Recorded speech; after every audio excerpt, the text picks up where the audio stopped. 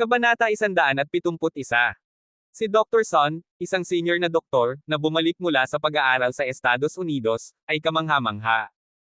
Nang makita ang lisensyang medikal, lumiwanag ang mga mata ng lahat, at naging mas magalang ang kanilang saloobin. Salamat sa inyong lahat. Hindi ko intensyon na magpakitang gilas. Kaya lang bilang isang doktor, hindi ko kayang manood na lang ng ilang taong nagpapatawa sa buhay ng mga tao. Sumulyap si Sonny Son kay Lito, at may bakas ng pang-aalipuste sa gilid ng kanyang mga mata. Sa oras na ito, muling tumingin kay Lito ang lahat, puno ng kawalan ng tiwala. Little brother, since Dr. Son is here, umalis ka na. Tama, senior doctor siya, kaya dapat mas magaling siya sa iyo. Ngumiti si Lito, kung gayon noong wala ako dito kanina, bakit hindi tumayo si Dr. Son bilang isang doktor? Ako, iniisip ko lang ang sakit ng matanda.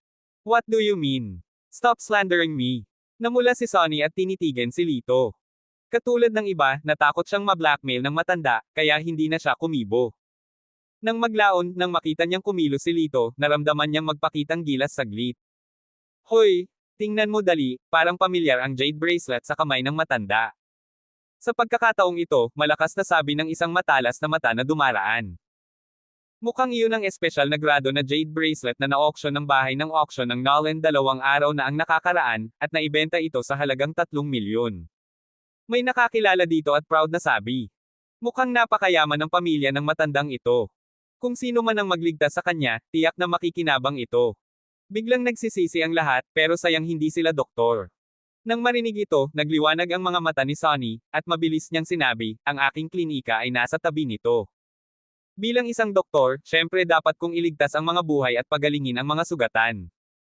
Pagkatapos magsalita, itinulak niya si Chenner sa isang tabi, binuhat ang matanda, at naglakad papunta sa kanyang klinika.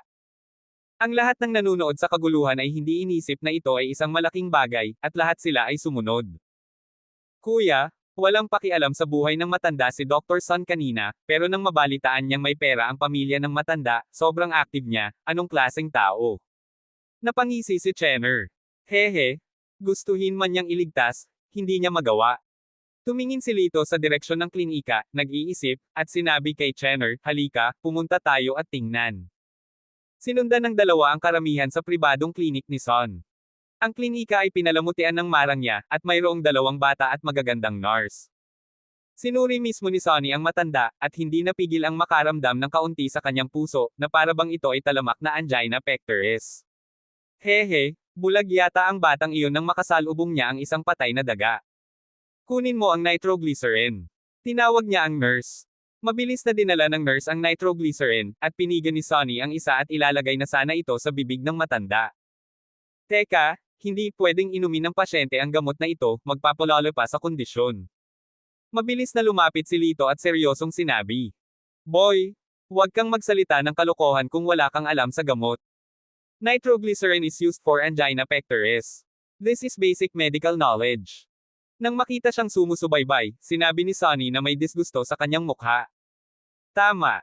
Ang asawa ko paminsan-minsan ay may angina, at binigyan siya ng doktor ng nitroglycerin. Mabilis ang epekto.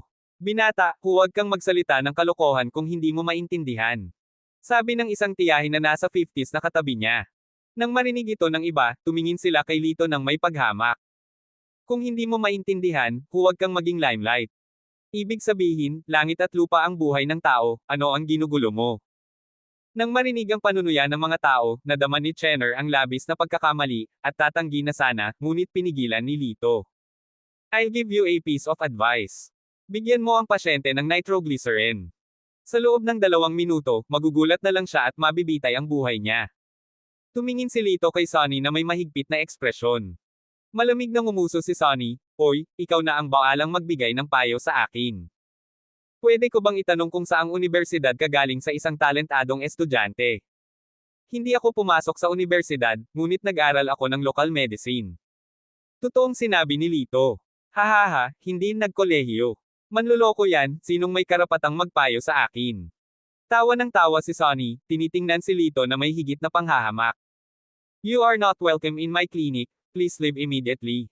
Walang humpay na naglabas ng utos si Sonny na paalisan ang panauhin. Hindi ka man lang nakapag-college, how dare you save people? Tama, sobrang laki ng puso ko, irresponsible talaga ako sa buhay ng ibang tao. Bilisan mo, hindi ka welcome dito. Ang mga mata ng iba na nakatingin kay Lito ay puno ng pagkasuklam. Bawal mong sabihan ang kapatid ko, napakalakas niya, ikaw. Namumula ang mga mata ni Chenner sa pagkabalisa. Okay, Chenner, let's go. Hinayla siya ni Lito palabas ng klinika. Kuya, hindi ba talaga natin papansinin ang matandang iyon? Sabi ni Chenner na may nag-aalalang mukha. Ngumiti si Lito at maluwag na sinabi, may darating para imbitahan tayong bumalik. Totoo. Si Chenner ay mukhang kainahinala, at kinusot ang kanyang mga mata sa pagkalito. Sa sandaling ito, sa klinika, naglagay si Sonny ng butil ng nitroglycerin sa ilalim ng dila ng matanda. Masaya niyang naisip sa kanyang puso na kapag nagising ang matanda ay magpapasalamat ang kanyang pamilya, at tiyak na kailangang-kailangan ang mga Reg Along pasasalamat. Gayunpaman, sa sandaling ito, ang matanda ay biglang kumaibot, inikot ang kanyang mga talukap, at nawala ng malay. Dr. Son, ang presyon ng dugo ng pasyente ay mabilis na bumababa, at ang kanyang kondisyon ay kritikal. Nagmamadaling sabi ng nurse na in charge sa monitoring. Ano? Anong nangyayari dito? Nagbago ang ekspresyon ni Sonny, at bigla siyang nataranta. Nang makita ito, ang mga tao sa malapit ay umiling at sinabing, nako, mukhang hindi maganda ang takbo ng mga nakabalik mula sa pag-aaral sa ibang bansa. Totoo kaya na sinaktan lang ito ng binata? Mukhang may tunay na talento pa ang binata. Itong Dr. Son ay hindi kasing galing ng iba.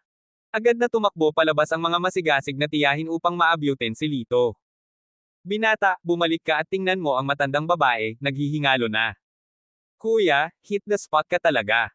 Nanlaki ang mga mata ni Chenner sa pagkagulat, at ang paghanga niya kay Lito ay lalong lumalim. Alam ang pangangailangan ng madali ang kalagayan ng sitwasyon, hindi tumanggi si Lito. Tumanggo siya sa lahat at bumalik sa klinik. Ang mukha ng matanda ay kasing putla ng papel, at hindi siya mukhang galit. Si Sonny ay natakot, nakatayo sa harap ng kama na parang troso. Umalis ka sa daan, huwag kang hamarang. Sumimangot si Lito at itinulak siya sa isang tabi. Agad niyang inilabas ang nitroglycerin sa dila ng matanda, tumingin sa talukap ng mata nito, at tumanggo, ayos lang, may oras. Kaagad, naglabas siya ng pilak na karayom at itinusok ito sa tatlong akupoint ng matanda, Nigan, Shenmen, at Jongchong, palihim na nag-iniksyon ng malaking halaga ng totoong enerhiya. Sa loob ng 10 segundo, biglang huminga ng malalim ang matanda, lumuwag ang mukha, at dahan-daang iminulat ang mga mata. Nang makita ito, lahat ay nagpakita ng hindi kapani-paniwalang mga ekspresyon. Nailigtas ito, napakagaling na doktor. Diyos ko, ito ang unang pagkakataon na nakakita ako ng gayong lunas, nakakamangha.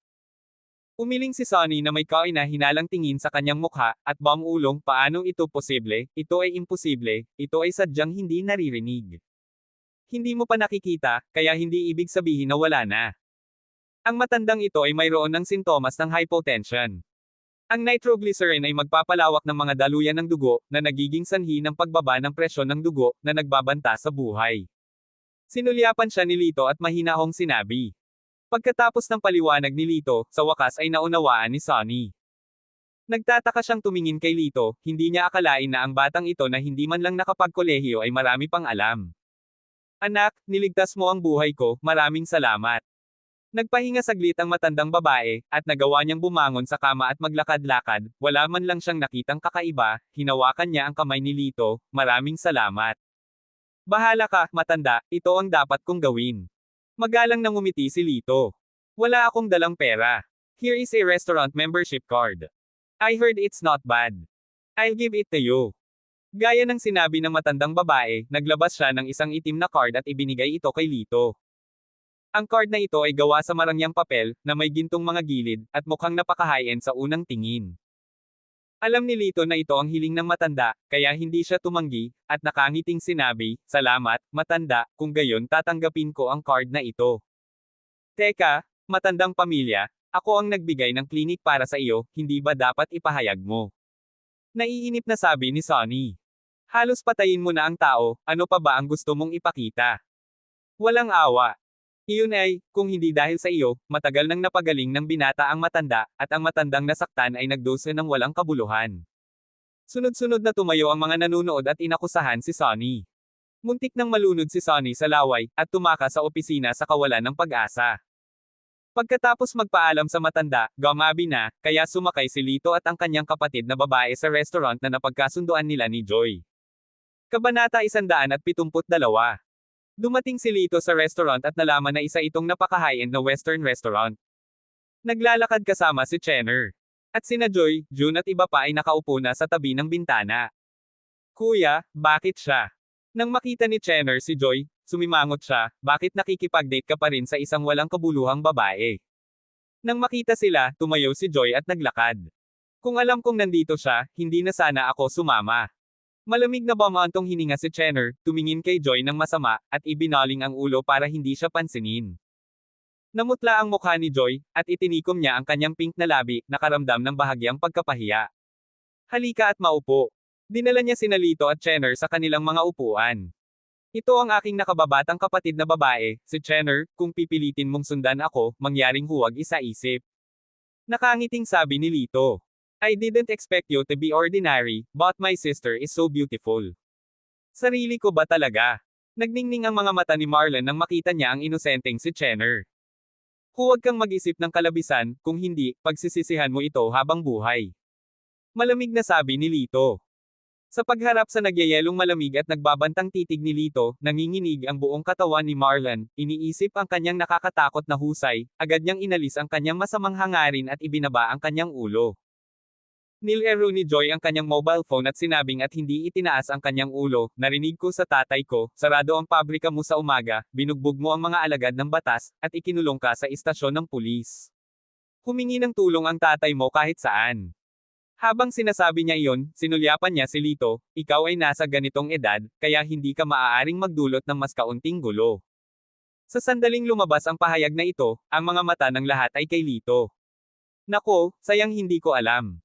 May pagkakaibigan ang tatay ko kay Chief Chen ng police station. Hindi ka mahirap ilabas, at nailigtas nito si Tito sa paghingi ng tulong kung saan-saan. Sabi ni June na nagkukunwaring nanghihinayang, ngunit puno ng pagpapakitang gilas ang kanyang tono. Tama, huwag mong isipin na dahil lang sa may konting skill ka, magaling ka na. You're much better than you. Sinamantala ni Marlon ang pagkakataon para mangiinis. Bahagyang ngumiti si Lito, hindi ako nagdulot ng gulo, ngunit may mga taong nagalit sa akin, at hindi ko siya papakawala ng madali. Habang nagsasalita siya, bahagya niyang sinulyapan si Tanyo. Marahas na naikuyom ang mga kamao ni Tanyo, at tumindig ang mga balahibo sa buong katawan, pakiramdam na siya ay tinutumbok ng isang mabangis na hayop. Alam ba ng lalaking ito ang lahat? Takot na takot siya, ngunit patuloy niyang tiniyak sa kanyang sarili na imposibleng malaman niya, at kahit suriin niya, mahahanap niya lang si Master Hay. Sa oras na ito, dumating ang waiter upang mag-order. Nakakuha ang lahat ng menu, at nang ibibigay na ito ng waiter kay Lito, biglang sinabi ni June, nakakain ka na ba ng western food? Hindi. Umiling si Lito at sinabi ng totoo. Then there's no need to give him the menu, since hindi naman siya mag-order. Casual na sabi ni June, na may mapang-asar na tono. Tumingin sina Marlon at Tanyo kay Lito na parang nagbibiro. Inilibot ni Motmot ang mga mata ni June, at sinabi kay Lito, hayaan mo akong mag-order para sa iyo. Medyo nagulat si Lito, hindi niya inaasahan na tatayo siya at magsasalita para sa kanya. Kasabay nito, hindi maiwasan ni Joy na sumulyap kay Motmot, bahagyang napakunot ang kanyang mga kilay. Nang makita si Lito na nakatitig sa kanya, nag-init ang mukha ni Motmot, mabilis niyang ibinaba ang kanyang ulo, itinuro ang menu, at mabilis na sinabi, gusto ko ng filet mignon medium rare, at gusto ko ang salad na ito, at isang baso ng red wine. Nang makitang minamaliit ang kanyang kapatid, mukhang malungkot si Chenner, kung hindi dahil sa paghawak sa kanya ni Lito gamit ang isang kamay, matagal na siyang tumayo at umalis. Hindi nagtagal, inihain na ang red wine. Mahusay na iniwagayway ni June ang red wine glass at humigop. Nabalitaan ko na nagbukas ng restaurant sa Hong Kong City ang may-ari ng restaurant na ito. Sikat na sikat siya. Kung gusto mo, dadalhin kita doon madalas. Tinitigan niya si Joy ng may paghanga. Ngumiti si Joy, ang kanyang mga mata ay walang kamalay-malay na gustong tumingin kay Lito, ngunit siya ay nagpigil. Oo. Tumanggaw siya, ngunit sa hindi malamang dahilan, hindi siya natuwa. Mapagbigay talaga si Young Master Zing. Pagkatapos nitong kainan, ang iilan sa atin ay magkakahalaga ng hindi bababa sa 7 o 8,000. Nakangiting sabi ni Marlon, at humirit na tila hindi sinasadya, hindi ito isang bagay na kayang bayaran ng kahit sino. Lumapit ang waiter upang ihain ang pagkain at nakangiting sinabi, "Sir, kung plano mong kumain dito ng madalas, maaari kang magparehistro bilang miyembro. Ang aming membership ay nahahati sa pilak, ginto at diamante, at kailangan mong mag-recharge ng 50,000, 500,000, at 1,000,000 ayon sa pagkakabanggit. Dahil sa aming membership, maaari naming i-customize ang package ng isang espesyal na mag-asawa at isang romantikong candlelight dinner para sa iyong kasintahan. Kung mas mataas ang antas, mas mataas ang detalye ng package na nagbibigay daan sa iyo upang tamasahin ang serbisyo tulad ng isang prinsesa at prinsipe." Matapos makinig sa mga salita ng waiter, hindi napigilan nina Motmot at Joy na mabigani. Ang bawat batang babae ay nangangarap na maging layaw tulad ng isang maliit na prinsesa. Ikinaway ni June ang kanyang kamay at kinuha ang kanyang credit card, "Bigyan mo ako ng gold membership card." "Okay, sir."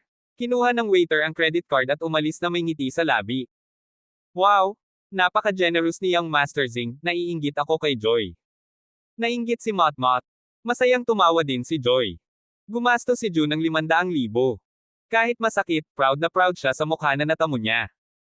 Hindi nagtagal, dinala ng waiter ang nakumpletong gold membership card. Sa oras na ito, ang kanyang mga mata ay nahulog sa bulsa ni Lito. "Sir, pwede mo bang ipahiram sa akin itong card?" Bigla siyang nagsalita.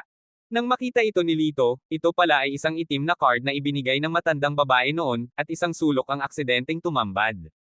"Pwede." Inilabas niya ang itim na card at ibinigay sa waiter. Ito ay. Ang waiter ay tumingin ng malapitan, ang kanyang mukha ay bahagyang nagbago, at siya ay tumingin kay Lito na may hindi malinaw na kahulugan. "Sir, paano mo nakuha itong card?" Nang marinig na medyo hindi maganda ang tono ng waiter, napakunot ang noo ni Lito, "Iba ang nagbigay, anong meron?" "Hehe, huwag kang magsinungaling. Itong card ang Supreme Membership Card ng restaurant namin. Sa ngayon, 3 card lang ang naipamahagi, at lahat sila ay malapit na kamag-anak ng amo.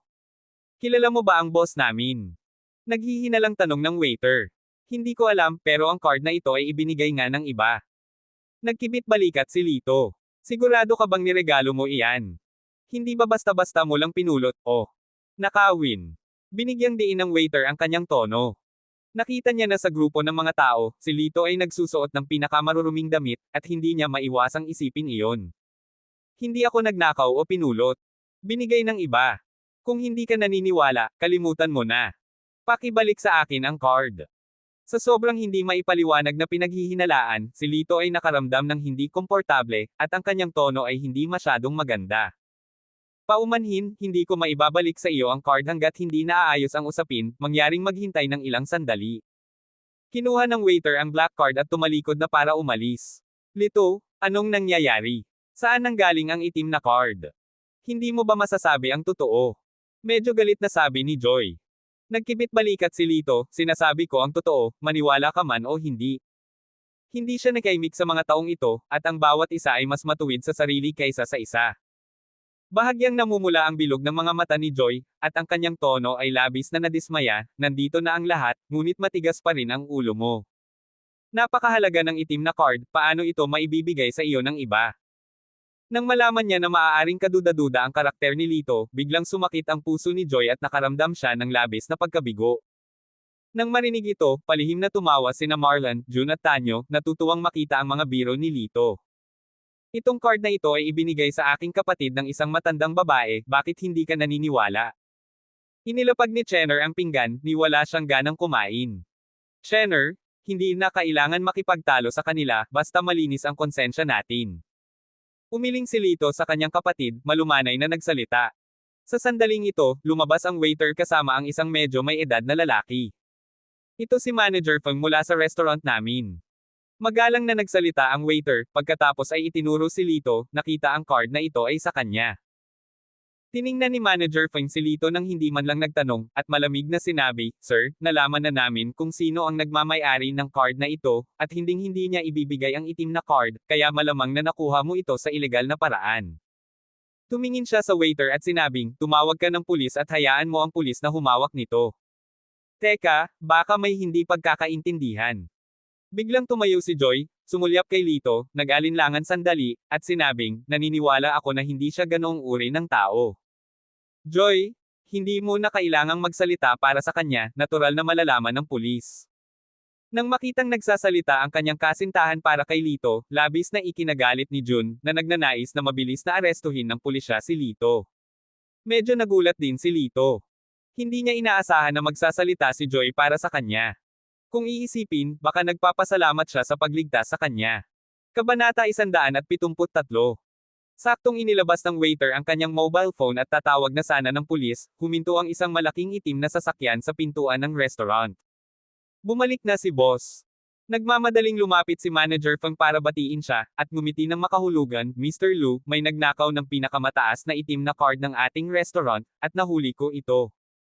Sa likod, masama ang tingin ng waiter kay Manager Feng. Si Manager Feng talaga ang kumuha ng credit sa kanya. Ano ba? 3 tao lang ang binigyan ko ng black card, sino ang naging matapang? Galit na sabi ni Rex Lo na may galit na mukha.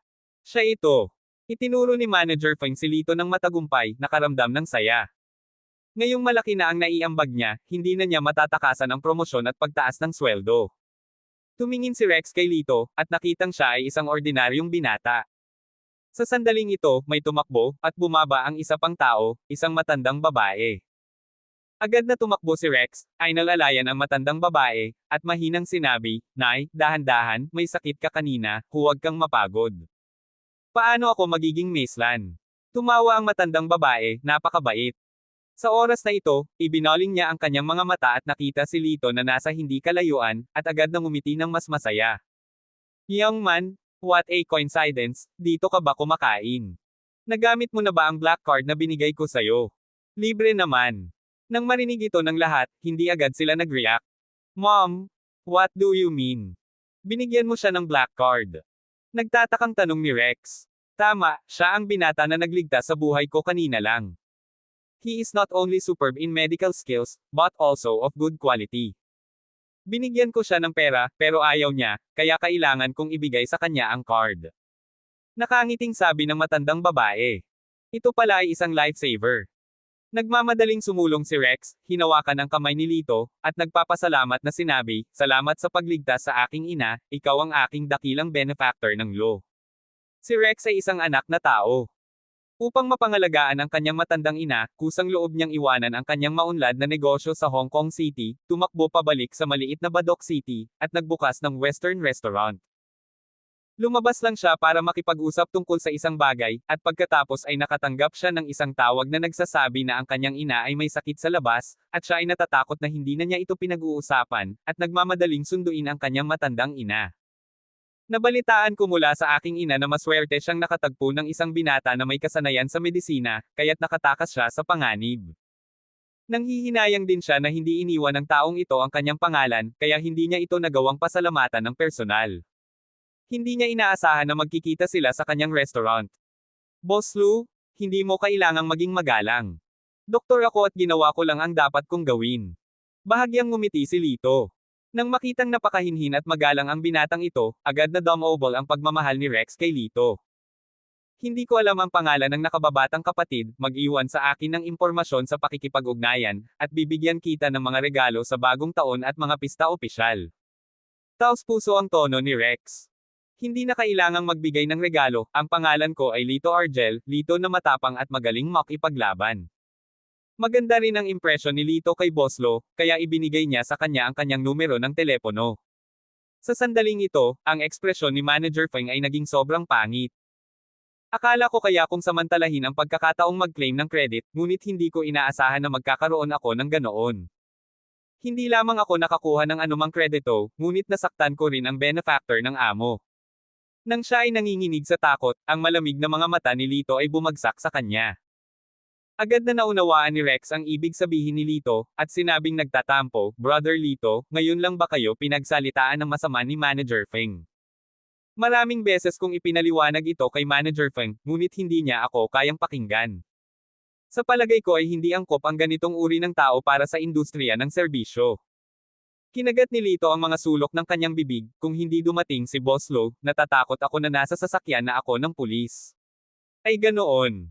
Tumaas ang kilay ni Rex, at pinandilatan si Manager Feng, natanggal ka na sa trabaho, pumunta sa departamento ng pananalapi para bayaran ang sweldo ngayong buwan, at umalis ka agad.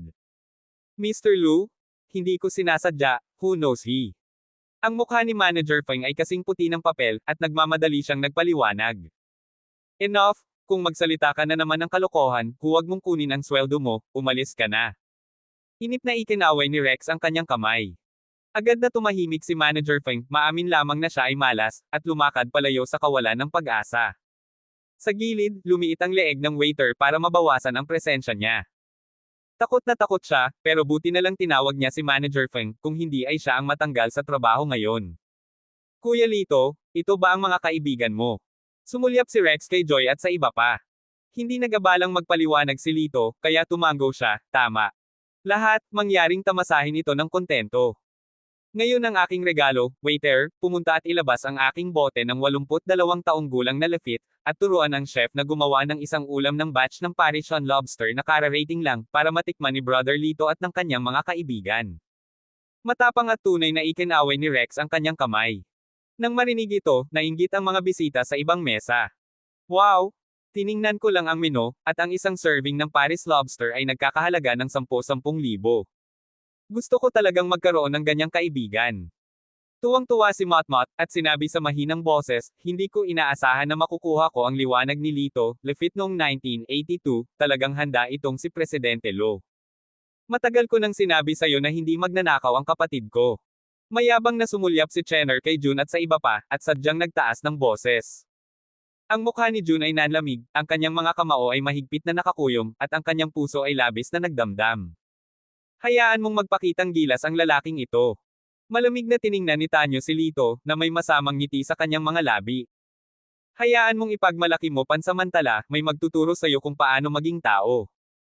Hindi napigilan ni Joy na takpan ang kanyang bibig, nanlaki ang kanyang mga mata sa pagkatulala, hindi siya makapaniwala na totoo ito.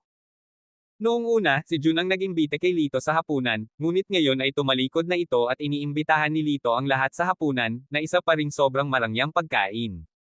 Maya-maya, dumating na sa hapag ang lobster at red wine. Parehong masayang kumain sina Lito at Chenner, ang iba sa kanila ay may kanya-kanyang iniisip at hindi alam kung ano ang kakainin. Bago umalis, pinalabas ni Rex si Lito sa labas ng pinto.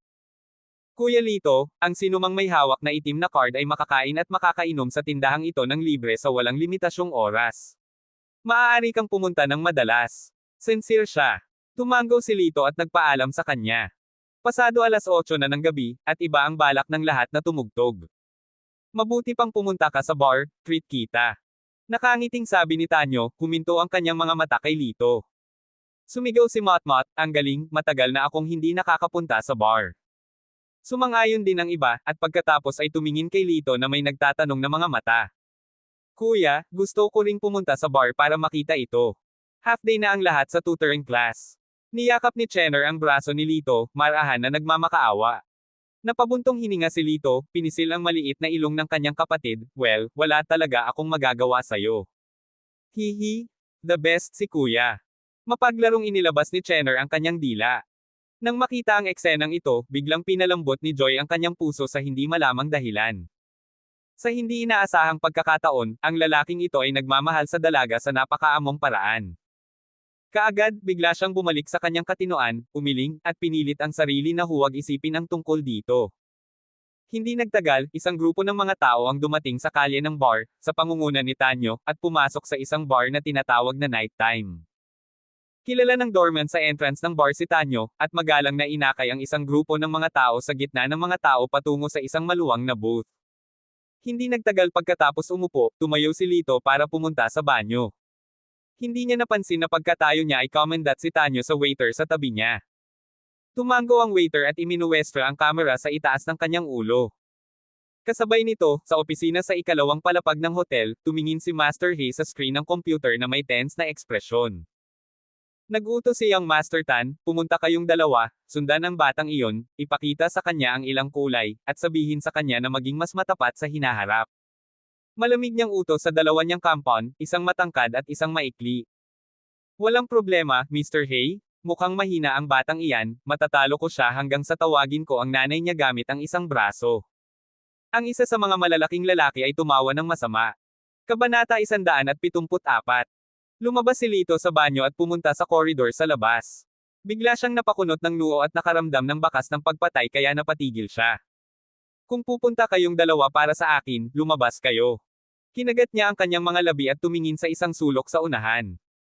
Sa oras na ito, dalawang figure, isang matangkad at isang maikli, ang lumitaw sa kanyang harapan, ang isa ay kasing lakas ng isang baka, at ang isa ay payat at maliksi. Pareho silang may galit na galit sa kanilang mga mukha. Boy, sobrang sensitive mo, pero sayang naman at malapit ka ng maging pile. Naglakad ang malaking lalaki patungo kay Lito, nanginginig ang kanyang mga buko, at pagkatapos, isang malaking anino ang bumalot kay Lito. There is an injustice and a debtor. Bago gawin yung dalawa, pwede mo bang sabihin sa akin kung sino ang nagsabi sa iyo na gawin ito? Mahinahong tanong ni Lito nang hindi nagbabago ang kanyang ekspresyon. Nang makita ito, medyo nagulat ang pandak na lalaki. Okay, boy, calm enough, sayang naman na nasaktan mo ang isang taong hindi dapat masaktan. Let me guess, si Hector Hay kaya ang humiling sa iyo na pumunta. Tinaas ni Lito ang kanyang kilay at nakangiting sinabi. Kilala mo si Master Hay. Nagulat ang dalawang lalaki at tumingin kay Lito nang may kainahinala. Send something to Hector. He asked someone to close the account of my pharmaceutical factory. I will settle it with him later. Kung siya ang magkukusa na hilingin sa akin na aminin ang kanyang pagkakamali, I can consider take lightly. May bakas ng lamig sa boses ni Lito. Nang marinig ito, parehong tumawa ang malaking lalaki at ang maliit na lalaki. Boy, are you crazy? Just because of you, gusto mo ring takutin ang Black Master namin. Tumawa ang malaking lalaki hanggang sa tumulo ang luha. Ang maliit na lalaki ay may isang mabagsik na hitsura sa kanyang mukha, at sumangot ng malamig, mabahong bata, napakatapang mo, nang ahas kang magsalita ng mga ligaw na salita, elepante, tanggalin ang kanyang mga braso. Okay. Biglang kumilos ang malaking lalaki, hinawakan ang palso at balikat ni Lito, at pinilipit ito ng husto. Gayunpaman, sa susunod na sandali, ang mapang-asar ng ngiti sa kanyang mukha ay biglang natigil. Dahil kahit anong pilit niya, hindi niya matitinag si Lito kahit kaunti. Hindi siya naniniwala sa kasamaan at sinubukan ang kanyang makakaya, ngunit hindi gumagalaw ang braso ni Lito. Paano magiging ganito? Tinitigan ng malaking lalaki si Lito na parang nakakita ng multo. Ano bang problema mo? Gamitin mo ang lakas mo. Naiinip na sabi ng maliit na lalaki. I tried hard. Anong sitwasyon nitong batang ito? Tinitigan ng malaking lalaki si Lito, ang kanyang mukha ay namumula at kulay ube dahil sa lakas, at ang pawis ay tumutulo mula sa kanyang noo. Si Lito, sa kabilang banda, ay dahan-daang tumayo na may nakaka-relax na ekspresyon sa kanyang mukha. Ano, huwag kang magsinungaling, kasing payat ng manok ang batang ito, hindi mo kayang pilipitin ang braso. Ang maliit na lalaki ay puno ng kawalang paniwala, at siya mismo ang gumawa nito, hinawakan ang palso ni Lito, at humampas pabalik. Gayunpaman, naramdaman lamang niya na ang kanyang hinahawakan ay hindi kamay ng tao, kundi isang estatwa na gawa sa bakal, na hindi matitinag. Anong nangyayari? Ang maliit na lalaki ay may isang nagbabala na premonition sa kanyang puso, at siya ay nagmura sa pamamagitan ng pagngangalit ng mga ngipin. Ganyan lang ba ang inyong kakayahan? Tapos, oras na para ay exercise ko ang kamay at paa ko. Nakangiting sabi ni Lito, bago matapos ang mga salita, isang kamao na ang nasa tiyan ng malaking lalaki. Boom! Sa isang kisap mata, isang malaking figure ang lumipad ng 7 o 8 metro sa himpapawid, at tumama sa dingding sa dulo ng koridor ng malakas. Nagkaroon ng isa pang muffled sound, at ang malaking tao ay nahulog sa lupa sa tabi ng dingding. Puff! Napahawak siya sa kanyang tiyan, nagluwa ng isang subo ng lumang dugo, at sa sobrang sakit ay hindi na siya makaiyak. Good boy? Nagtago ka ng sikreto mo. I can't spare you today. Nang makita ito, ang pandak na lalaki ay nagulat, naglabas ng kutsilyo na kumikinang sa malamig na liwanag, at sinaksak si Li Xiao sa tiyan. Ang kanyang mga kuha ay napakabilis at tumpak, at siya ay mukhang isang veterano sa unang tingin. Kung ordinaryong tao lang siya, baka nasaksak na siya sa tiyan bago pa siya makapag-react. Sa kasamaang palad, ang kanyang kalaban ay si Lito. Sa mga mata ni Lito, ang bawat galaw ng maikling lalaki ay maihahambing sa slow motion. Hindi na niya kailangan pang bigyan ng buong atensyon, basta-basta na lang niyang inabot at hinawakan ang kanyang palso. I-click ito. Sa isang malutong na tunog ng pag-crack ng buto, ang palso ng maikling lalaki ay nakayuko sa kakaibang anggulo. Yung kamay ko. Ang pandak na lalaki ay nagpakawala ng isang matinis na hiyaw, ang kanyang mukha ay walang dugo, at ang kutsilyo sa kanyang kamay ay nahulog sa lupa ng may putok. Itinaas ni Lito ang kanyang bibig at sinipa siyang lumipad. Bumagsak ang pandak na lalaki sa ibabaw ng malaking lalaki, at pareho silang humahagulgol, na may masasakit na ekspresyon sa kanilang mga mukha. Dinampot ni Lito ang kutsilyo sa lupa at hakbang-hakbang na naglakad patungo sa kanila. Huwag ka dito, huwag ka dito. Ang mga mata ng 2 taong iyon na nakatingin kay Lito ay puno ng takot, na parabang ang naglalakad patungo sa kanila ay hindi isang tao, ngunit isang nakakatakot na halimaw. Yumuko si Lito, at hinampis ng likod ng kutsilyo ang maikling lalaki sa mukha. Naramdaman ng malamig na metal, nanginginig ang pandak sa buong katawan, at may amoy na ihi mula sa kanyang pandiya, at natakot siyang umihi kaagad. Bring a message to Hector. I will settle the accounts of the pharmaceutical factory with him. Mas mabuting pumunta siya at aminin sa akin ang pagkakamali niya, kung hindi, magwawakas ito. Kalmadong sinabi ni Lito, nang makitang hindi sumagot ang dalawa, biglang nanlamig ang kanyang mga mata, at sinabi niya ng may diin, narinig mo ba iyon? Narinig ko. Kuya, narinig namin. Talagang dadalhin namin. Sabay na sigaw ng dalawa. Well, maging masunurin kayo. Tumango si Lito bilang kasiyahan, ibinagsak ang kutsilyo, at umalis ng maayos. Kasabay nito, sa opisina sa ikalawang palapag. Sino itong batang ito? Nalutas niya talaga ang 2 kong subordinate sa isang galaw. Si Master Hay, sa pamamagitan ng pagmamanman, ay malinaw na nakikita kung ano ang nangyari ngayon, na may pagtataka sa kanyang mukha.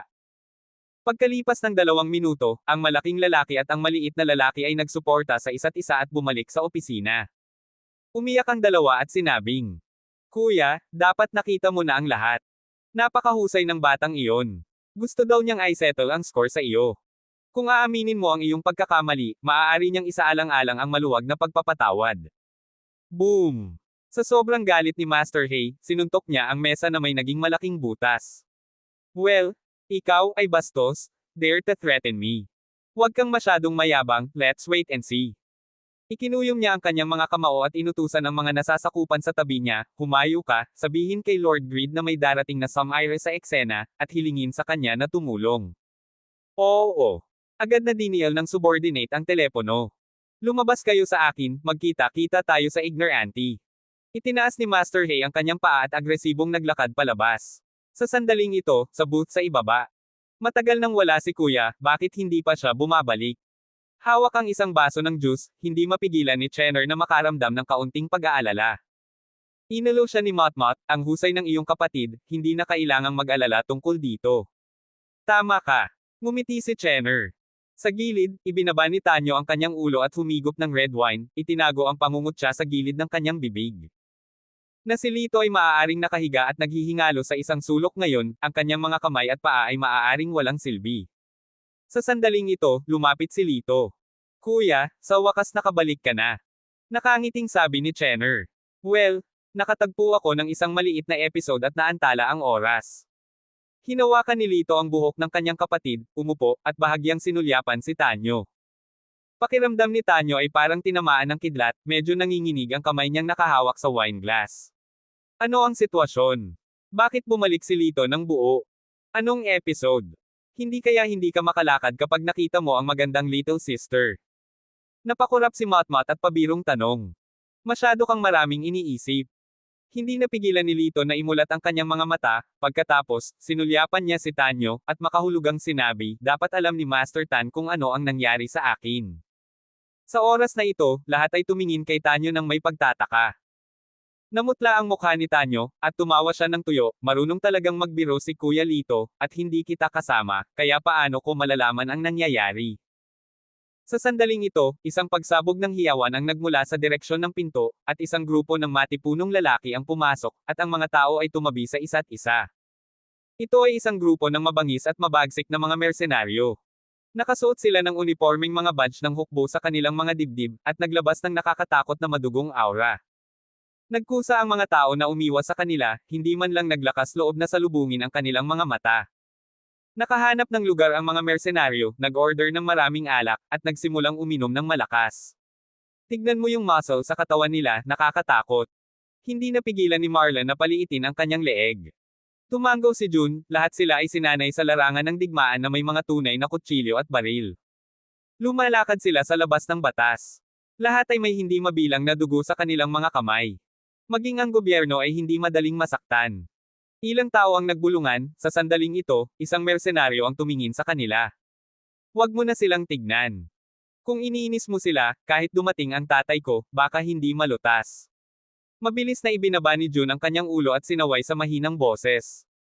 Nang marinig ito ng iba, sila'y natakot kaya't sila'y pinagpawisan ng malamig, at mabilis na nag-iwas ng tingin, hindi ng ahas na tumingin muli. Pupunta ako sa banyo, Joy, Chenner, sasama ba kayo? Tumayo si Motmot.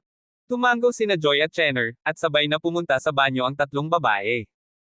Kakaiba talaga ang mga babae, kailangan pa nilang sabay na pumunta sa banyo. Mahinang ungol ni Marlon. Sa sandaling ito, agresibong naglakad si Master Hay kasama ang 5 sa kanyang mga subordinate. Sino ang tinatawag na Lito? Lumapit ka rito. Kabanata 175. Nagulat sina Marlon at Jun, at tumingin kay Lito. Ikaw si Lito Argel. Si Master Hay ay nagkunwaring tumingin kay Lito na may galit na ekspresyon sa kanyang mukha. Sino ka? Nagtaas ng kilay si Lito, tinitingnan ang taong dumating, alam na niya ito sa kanyang puso.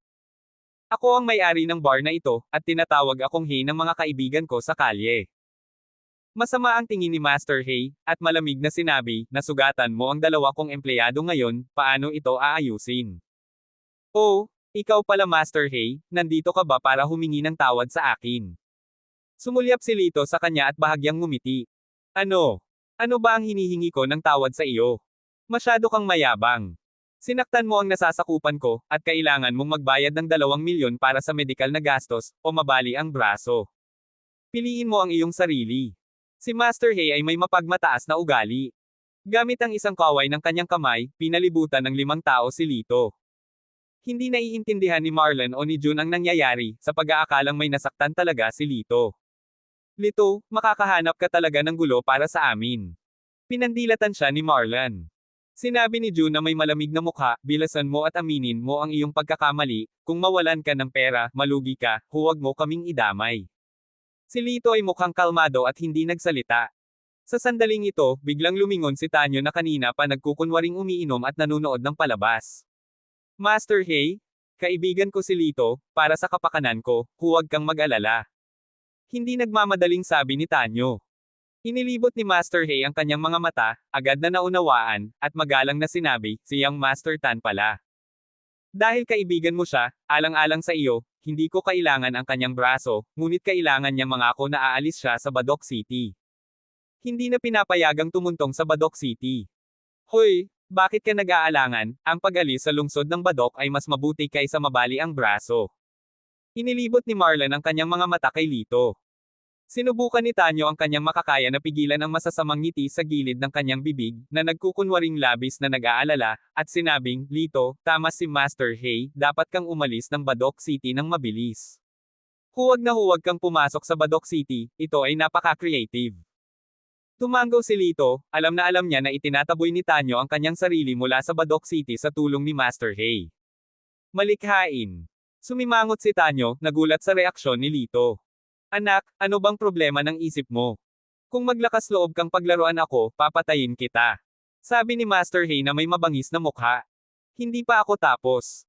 Tamad na nakasandal si Lito sa sofa, malamig na nakatingin kay Master Hay, ito na ang 3 beses na pinuproblema mo ako ngayon, at 3 bagay lang, makakalabas ka sa kagubatan bago mag-alas 12 ngayong gabi, o papatayin kita.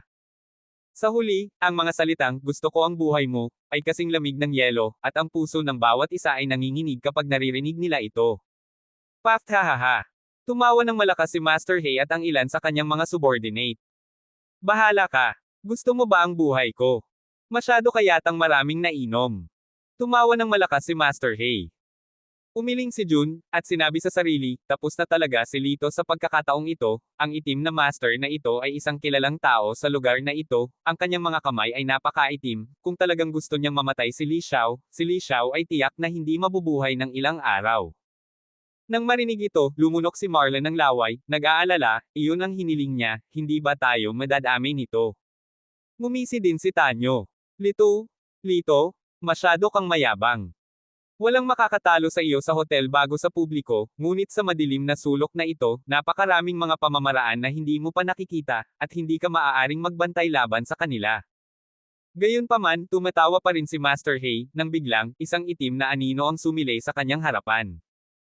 Pagkatapos niyang mag-react, nakatayo na si Lito sa kanyang harapan, na may hawak na fruit knife, ang dulo ng kutsilyo ay nakaharap sa lalamunan ni Master Hay. Biglang tumigil ang pagtawa. Nang makita ang eksenang ito, lahat ay natulala. Walang malinaw na nakakita kung paano napunta sa mga kamay ni Lito ang fruit knife na orihinal na inilagay sa coffee table, at walang malinaw na nakakita kung paano lumapit si Lito kay Hector. Boss! Mukhang kinakabahan ang 5 subordinate na dinala ni Master Hay at mabilis silang pinalibutan. Ikaw ay bastos. You can't even look down to anyone. Galit na nagmura si Master Hay. Anak, ang lakas ng loob mong hawakan ang amo namin. Nagtaas ng manggas ang 5 lalaki para lumaban. Kung lalapit kayo, walang mata ang kutsilyong ito. Ngumiti si Lito, at ginawaran ng kaunting puwersa ang kanyang mga kamay, nakita ang dugo sa leeg ni Master Hay. Lumayo kayo. Huwag kang lalapit. Nanginig si Master Hay, at nanginginig na tumingin kay Lito, kaibigan, kung mayroon kang pag-uusapan, huwag kang mapusok. Magsalita ka ng malinaw, anong nangyari sa 2 taong iyon? Malamig na sabi ni Lito. Ako ang nagayos, at gusto kitang turuan ng leksyon. Takot na takot si Master Hay kaya nanghina ang kanyang mga paa, at natakot siya na baka lumampas pa ang kutsilyo, kaya agad niyang sinabi ang totoo. I have no grievances with you. Dapat may nag-utos sa'yo. Sino te? Sabihin mo. Binigyang diin ni Lito ang kanyang tono. Oo. Nag-alinlangan si Master Hay, nakatingin kay Tanyo. Sa oras na ito, parehong naiintindihan ni na Marlon at Jun, ngunit dahil sa pagkakakilanlan ni Tanyo, hindi sila nagsalita. Medyo naninigas ang mukha ni Tanyo, at tumingin siya kay Lito na may malungkot na mga mata. Sa sandali ng pagkapatas, ang sigaw ng isang batang babae ay nanggaling sa hindi kalayuan. Tulong! Iyon ay sigaw ni Motmot. Naging tense ang mga ekspresyon ng bawat isa, at sinundan nila ang prestihiyo, tanging sina Joy, Motmot at Chenner ay napahinto ng 2 matataas na mersenaryo. 3 maliliit na dilag, uminom ng 1 baso ng alak kasama ang aking kapatid, at magkaroon ng maraming pera. Isang mersenaryong ngumiti ng malaswa, nakatingin sa matambok na dibdib ni Joy. Sorry, hindi kami bartender, please get out the way. Bahagyang kumunat ang noo ni Joy, at malamig na sinabi. Uy! Mukhang mahina ang maliit na dilag, ngunit hindi ko inaasahan na magiging mabangis ako. Pinakagusto ko ang sexing maliit na ligaw na pusa. Itinaas ng mersenaryo ang kanyang kamay at kinurot ang baba ni Joy, ngumiti ng totoo. Snap! Sinampal ng malakas ni Joy ang mersenaryo, huwag mo akong hawakan. Huwag kang mahiya, wait until you get to my bed, and watch how I play with you. Tinakpin ng mersenaryo ang kanyang mukha, galit na galit. Sa sandaling ito, maraming tao sa bar. Nang makitang binubuli ang 3 babae, walang nang ahas na tumayo. Nang makita ito, agad na tumayo sina Jun, Tanyo at Marlon at mabilis na naglakad. Ibinaba din ni Lito ang kutsilyo, sinipas si Master Hay, at tuloy-tuloy na naglakad. Itong kapatid, kaibigan ko sila, pwede bang iligtas mo ang mukha at huwag mo silang pakialaman? Magalang na sabi ni Jun. Kaharap ang mga brutal na mersenaryo, kahit 2nd generation official siya, hindi siya naglakas loob na magsalita ng malakas. Ano ka ba, bakit kita bibigyan ng mukha? Sabi ng mersenaryo sa malakas na boses. Nagdilim ang mukha ni Jun, at ang kanyang tono ay medyo hindi nasisiyahan, ang aking ama ay may hawak na isang mahalagang posisyon sa gobyerno. Wala akong pakialam kung sino ang tatay mo. Umalis ka dito, akin ang pasang ligaw na ito. Walang takot ang mga mersenaryo. Namula si Jun sa galit, ngunit wala siyang magawa. Sa oras na ito, lumabas si Tanyo at kumuha ng tseke, 1 milyon ito, mangyaring iligtas ang aking mga kaibigan. Pinunit ng mersenaryo ang tseke gamit ang kanyang kamay, at galit na sinabi, sa tingin mo ba napakasarap magkaroon ng kaunting mabahong pera? Wala akong pakialam dito. Ilang tao ang hindi gumalang kay Tanyo, agad siyang naging pangit at binigyan ng kindat si Master Hay. Master Bing, please let these 3 girls go. Ang daming magagandang babae sa barko, pwede kang pumili ng kahit anong gusto mo. Lumapit si Master Hay at magalang na ngumiti. Umalis ka na, sa 3 ito lang ako interesado, di hamak na mas magaling sila sa ibang vulgar na fans. Hindi man lang umatras ang mersenaryo, at niyakap pa niya si Joy sa kanyang mga bisig. Hindi napigilan ni Joy ngunit namumula ang kanyang mga mata sa kahihiyan, sinubukan niyang huwag umiyak. Master Bing, ito ay Badok City. Ikaw ay nasa aking teritoryo ngayon, kaya bigyan mo ako ng kaunting mukha. Ngumiti at kumaway si Master Hay, at pinalibutan siya ng mahigit 100 security guard. Bakit, takutin mo ako? Umasa ka na lang sa mga mahihinang manok na ito. Napangiti ng masama ang mersenaryo, hinawakan ang ulo ng isang security guard, at isinandal ito sa dingding ng malakas. Sumabog ang ulo ng security guard at natamba. Nang makita ito, ang iba pang mga security guard ay nanginginig sa takot, tumalikod at tumakbo palayo. Mapatla ang mukha ni Master Hay, at maging si Tanyo ay nagpakita ng takot, gustong umatras. Itong tatlong babae, maglalaro tayong magkakapatid ngayong gabi, kung sino man sa inyo ang gustong tumigil, ito na ang katapusan.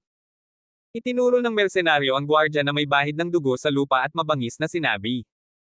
Ang malaking bar ay biglang napakatahimik, maging ang dalawang young masters na sina Junzing at Tanyo Tan ay walang lakas ng loob na magsalita. Si Joy ay may hitsura ng kawalan ng pag-asa, siya ay labis na nadismaya kay Jun, hindi niya inaasahan na siya ay magiging matapang. Sa oras na ito, hinawakan ng isa pang mersenaryo ang braso ni Chenner, "Little sister, you stay with me tonight, hindi kita tretuhin ng masama." Ninatngat ni Motmot ang kanyang mga ngipin at sinabing, "Bastos ka, wala pa siya sa edad. Menor de edad. Hindi ba mas masaya iyon?" Napangiti ng masama ang mersenaryo. Nang matapos siyang magsalita, biglang may lumipad na bote ng beer at tumama sa ulo niya. Boom! Sa isang malakas na ingay, ang mersenaryo ay nahulog sa isang putok, walang bakas ng hininga. Hayaan mo sila, kung hindi ikaw at ang iyong mga kapatid ay hinding-hindi aalis ng buhay. Dumating ang malamig na boses ni Lito. Kabanata 176. Boy, if you dare to hurt my brother, you are courting death. Nang makita ang kanyang kapatid na bumagsak, ang mersenaryo ay nagalit at nagpakawala ng dagandong. Naku, nagalit ang batang ito sa mga mersenaryo. Lalong humigpit ang ekspresyon ni Tanyo.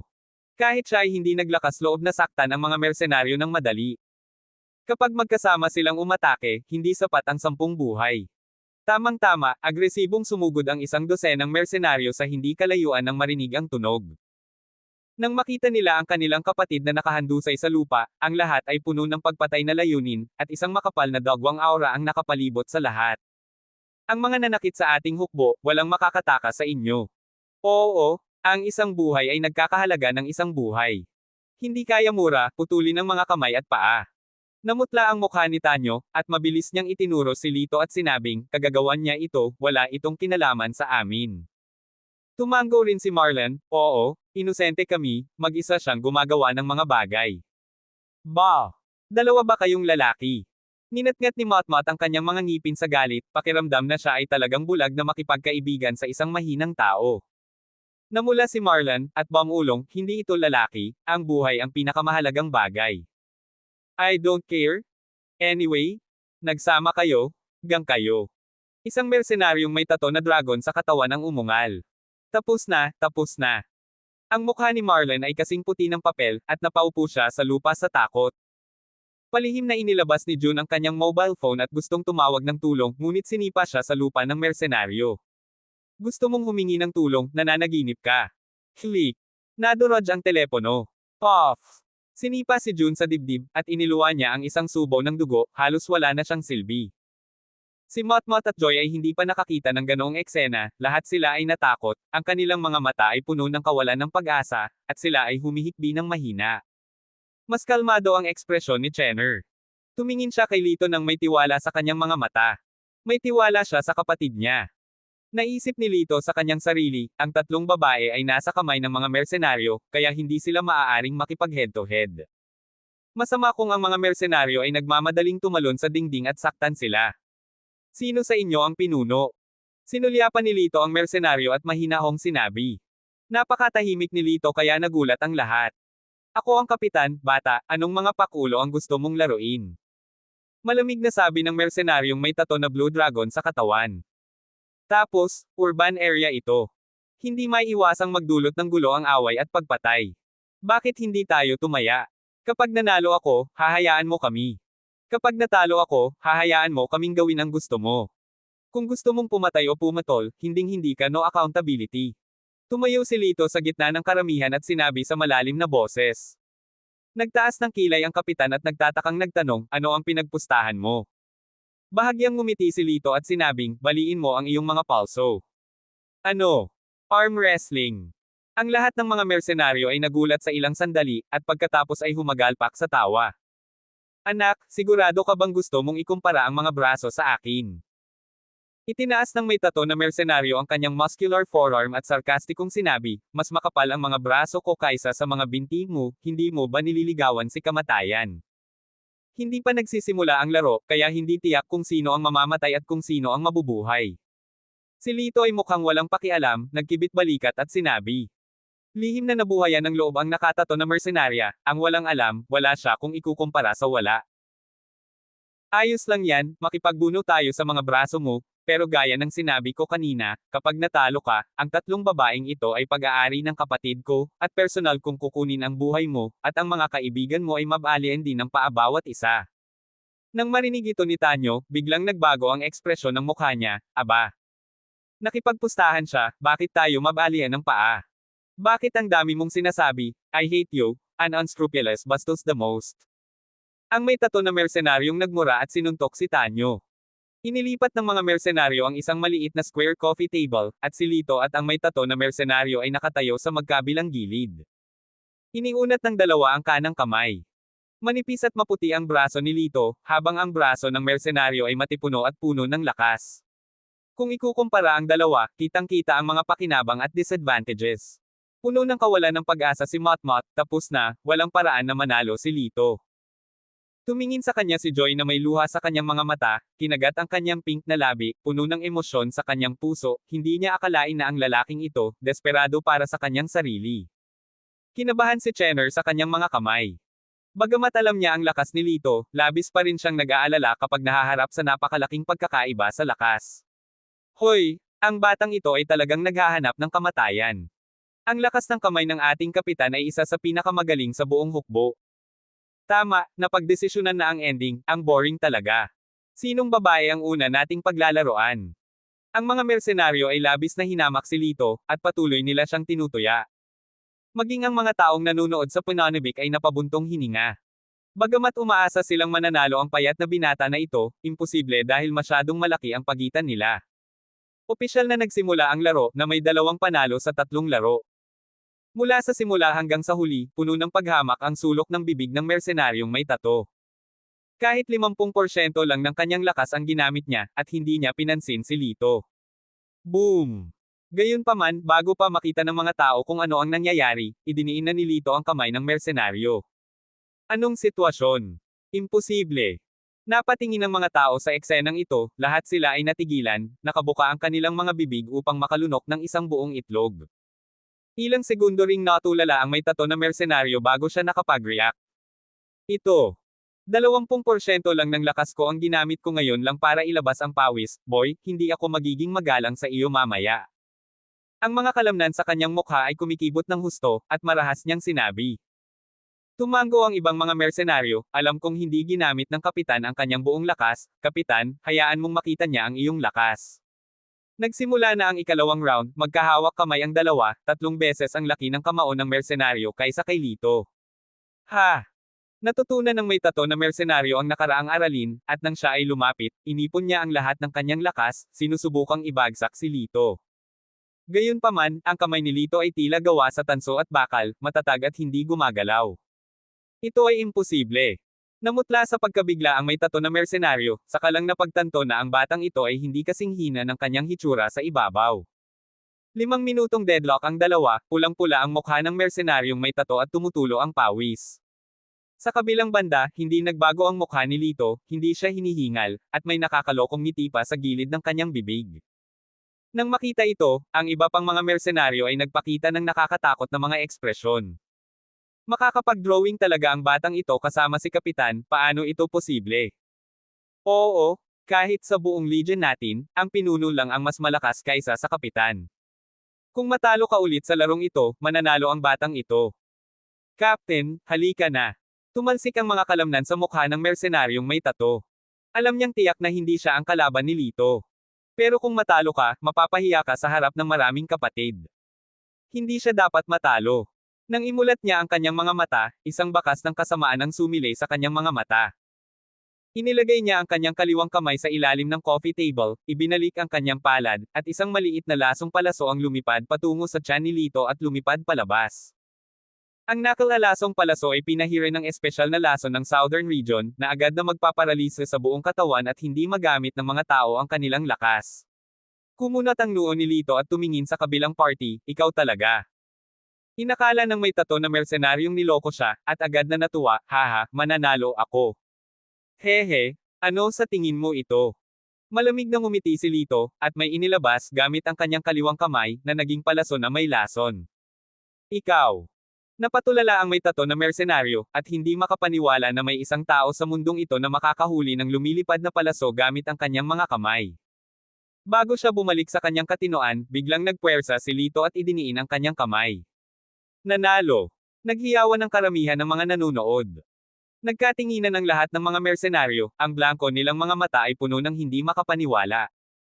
Akala ko matapang kang tao, pero hindi ko inasahan na isa ka lang pala na makasalanan at tusong tao. Para manalo, sinaktan mo pa ako ng tinatagong sandata. Malamig na sabi ni Lito, sabay wave ng kanyang kamay, ang lason na palaso ay lumipad sa tainga ng may tato na mersenaryo, at diretsyong tumusok sa haligi sa likod niya. Kabanata 177. Sa pagtingin sa makamandag na palaso, ang may tato na mersenaryo ay natakot. Alam mo, ang haliging ito ay gawa sa tanso. Walang ibang nakakaalam, ngunit alam na alam niya sa kanyang puso na ang maghagis ng palaso sa isang haligi sa ganoong kalayuan, ang kapangyarihang kinakailangan ay ganap na hindi maaabot ng mga tao. At upang magkaroon ng ganoong tumpak na ulo, masasabi lamang na ang lakas ni Lito ay matatawag na nakakatakot. Nang marinig ang pangungutya ni Lito, nag-usap sandali ang karamihan ng mga nanunood. Talagang kasuklam-suklam na gumamit ng nakatagong sandata para saktan ang isang tao. Tama, ayos lang kung hindi ka kasing galing ng iba, pero naglalaro ka pa ng dirty tricks, walang awa lang. Isang pangungusap bawat tao ang nagpapula sa may tato na mersenaryo. Tumingin si Lito sa mersenaryo na walang kabuluhan kay Joy, at malamig na sinabi, ikaw, putulin mo ang kamay na humipo sa kanya, wala akong pakialam sa iyo. Bakit? Di ba ilang beses ko lang siyang hinawakan, at okay lang, brat, huwag kang masyadong lumayo. Galit na sabi ng mersenaryo, at habang nagsasalita siya, ibinato niya ang kanyang kamao kay Lito. Madaling hinawakan ni Lito ang kanyang kamao at pinisil ito ng malakas. Click! Isang serye ng malulutong na tunog ng basag ng buto ang dumating. Ah! Bitawan mo! Mabangis na tumili ang mersenaryo, nababalot ng malamig na pawis ang kanyang ulo, at basag-basag na ang mga buto ng kanyang kamay. Sabi ko gusto ko ang braso mo. Ang sulok ng bibig ni Lito ay nagtaas ng isang matalim na arco, at pagkatapos, bigla niya itong pinahit. Click! Nagkaroon ng isa pang tunog ng pag-crack ng buto na nagpakiliti sa anit, at ang braso ng mersenaryo ay namilipit. Ah! Kuya, mali ako. Lubayan mo ako. Napaluhod siya ng may kaba, umiiyak at humihingi ng awa. Ngumisi si Lito at sinabing, manggahas ka bang maging napakawalang awa sa hinaharap? Don't dare. Never again. I swear to God. Napaungol ang mersenaryong parang pumapatay ng baboy. Iyon ay halos pareho. Tumanggaw si Lito bilang kasiyahan at binitawan ang kanyang kamay. Boy, manluloko ka talaga. Hintayin mo lang ako, at magpapaganda ako sa'yo mamaya. Agad na kinuha ng may tato na mersenaryo ang kanyang telepono. Boss, nasa nighttime bar ako, may nasugatan sa magkapatid, punta ka dito dali. Pagkatapos, ibinaba ng may tato na mersenarya ang kanyang telepono at malamig na ngumiti kay Lito, anak, darating ang aming pinuno, huwag kang umalis kung may lakas ka ng loob. Pag hindi ka umalis, wala kang alam. Bata, bilasan mo, hindi ordinaryong tao ang pinuno ng mersenaryong ito. Tama, pagdating ng pinuno, hindi siya makakaalis kahit gusto niya. Lahat ay magiliw na nagpayo. Salamat sa iyong pag-aalala, ngunit gusto ko talagang makita ito. Tamad na umupo si Lito sa sofa. Na may bakas ng takot sa kanyang mukha, sinabi ni Marlon kay Motmot, pupunta ka ba? Pumunta ka hanggat kaya mo, at huwag mong samahan si Lito hanggang mamatay. Akala mo lahat kami ay walang kwenta tulad mo. Iniligtas ni Lito ang malaking tao, pero tatakas ka, huwag kang mahiya. Inilagay ni Motmot ang kanyang kamay sa kanyang balakang at dumura ng husto. Tatakas na sana si Marlon nang biglang, isang malaking grupo ng mga tao ang agresibong sumugod. I want to see, who dares to touch the people in my army. Ang pinuno ay isang makapangyarihan at malakas na tao, puno ng masamang espiritu, at ang kanyang tinig ay nakakabasag ng lupa. Nabigla sa malakas na masamang espiritu sa kanyang katawan, ang lahat ay umatras ng isa-isa. Masyadong dominante ang aura na ito. I think the young man is hanging this time, this leader looks very powerful. Hoy! Matagal ko na siyang pinakawalan, ngunit hindi ako nakinig, at ngayon ay hindi ako makakapunta kung gusto ko. Ang lahat ay hindi optimistiko tungkol kay Lito. Ang mga talakayang ito ay narinig ni na Matmat at Joy, at ang kanilang mga mata ay puno ng pag-aalala. Pinuno.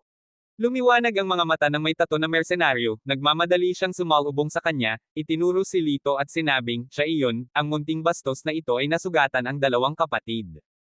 Ang pinuno ay matamang tumingin kay Lito, at ang kanyang ekspresyon ay biglang nagbago. Ikaw. Nanlaki ang mga mata niya at naglakad patungo kay Lito. Nag-smirk sa likod ang may tato na mercenary, hoy, boy, lalabas ng personal ang leader namin, patay ka. Gayunpaman, ang sumunod na nangyari ay nalaglag ang kanyang panga sa gulat. Kuya Lito. Puno ng sorpresa ang pinuno, niyakap si Lito, tumawa at sinabing, hindi ko inaasahan na magkikita-kita dito, naghahanap lang ako ng pagkakataong ibili ka ng inumin. Hindi inaasahan ni Lito na itong tinaguri ang pinuno ay talagang si Sanger na nakilala niya sa Yanbo Lake kagabi. Leader, ikaw. Ikaw. Napatulala ang may tato na mersenaryo at hindi makapaniwalang tumingin sa kanila. Bago pa siya makapagsalita, diretsyong sinuntok siya ni Sanger, dahilan para lumipad siya papunta sa haligi. Banjo, napakatapang mo. Si Kuya Lito ang tagapagligtas ko. Kung nasaktan mo siya, sinasaktan mo ako. Babarilin kita pagbalik ko. Ang may tato na mersenaryo ay nagluwa ng isang subo ng dugo, walang pakialam na panasan ito, at mabilis na yumuko para aminin ang kanyang pagkakamali, boss, ako ay nagkamali, mangyaring patawarin mo ako. Pagkatapos ay bumaling siya kay Lito, kuya, hindi ko alam, pasensya na. Malamig na ngumuso si Sanger, hindi siya pinansin, tumingin sa mersenaryong nakahandusay sa lupa, at tinanong si Lito, nataman mo ba ito? Well, binubuli nila ang mga kaibigan ko. Sumulyap si Lito kina Joy, Matmat at Chenner. Naunawaan kaagad ni Sanger ang nangyayari, at galit na galit. Bumunot siya ng baril sa kanyang baywang at itinutok iyon sa ulo ng itim na dragon. I'll hand over a team Teo. Tignan mo kung anong init ang dinadala mo. I'll kill you right now. Galit na galit niyang sabi. Boss, nagkamali ako. Huwag mo akong patayin. Takot na takot ang nakatato na mersenaryo at umuungol ng awa. Kuya Lito, sasabihin mo kung dapat patayin ang taong ito, mabuhay man o mamatay, depende sa iyong mga salita. Galit na sabi ni Sanger. Nagulat ang lahat ng mga nanunood. Ang pinuno ng sikat na Sanger Legion ay talagang nakinig sa binatang ito. Ito ay hindi ka panipaniwala. May mga babae dito, kaya huwag mo silang takutin. Ang taong ito, hayaan mo siyang tumigil sa pang-aapi sa hinaharap. Walang pakialam ang tono ni Lito. Nang marinig ito ng may tato na mersenaryo, siya ay naparalisa sa takot.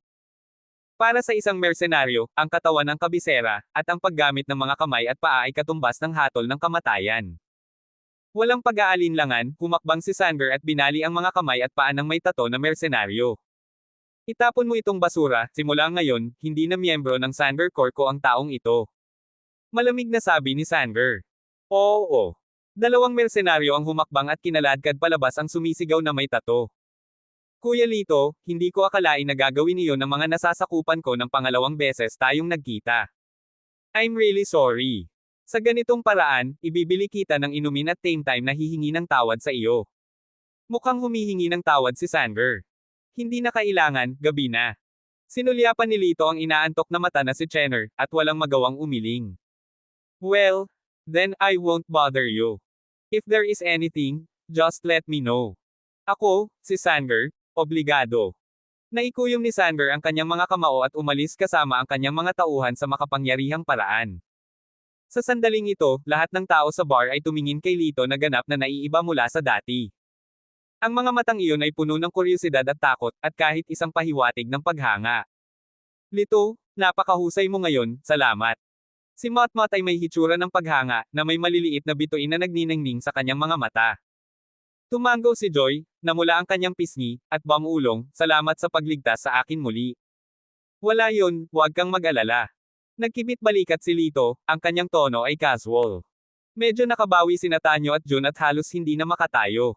Nagkatinginan ang dalawa, at ang mga mata nilang tumingin kay Lito ay naging mas malungkot. Joy, ako. Sinubukan ni Jun na hilahin ang kamay ni Joy, ngunit sadyang iniwasan ito ni Joy. Sorry, medyo napagod ako, mauna na tayo. Malamig niyang sabi, nang hindi man lang tumitingin kay Jun, umalis siya nang hindi lumilingon. Inilibot ni Matmat ang kanyang mga mata sa kanila, sumangot ng malamig, at umalis kasama si Joy. Bago umalis, bumuga pa siya ng halik kay Lito. Gwapo Lito, may appointment ako. Ang isang mayamang babae tulad ni Matmat ay mas mapaglaro.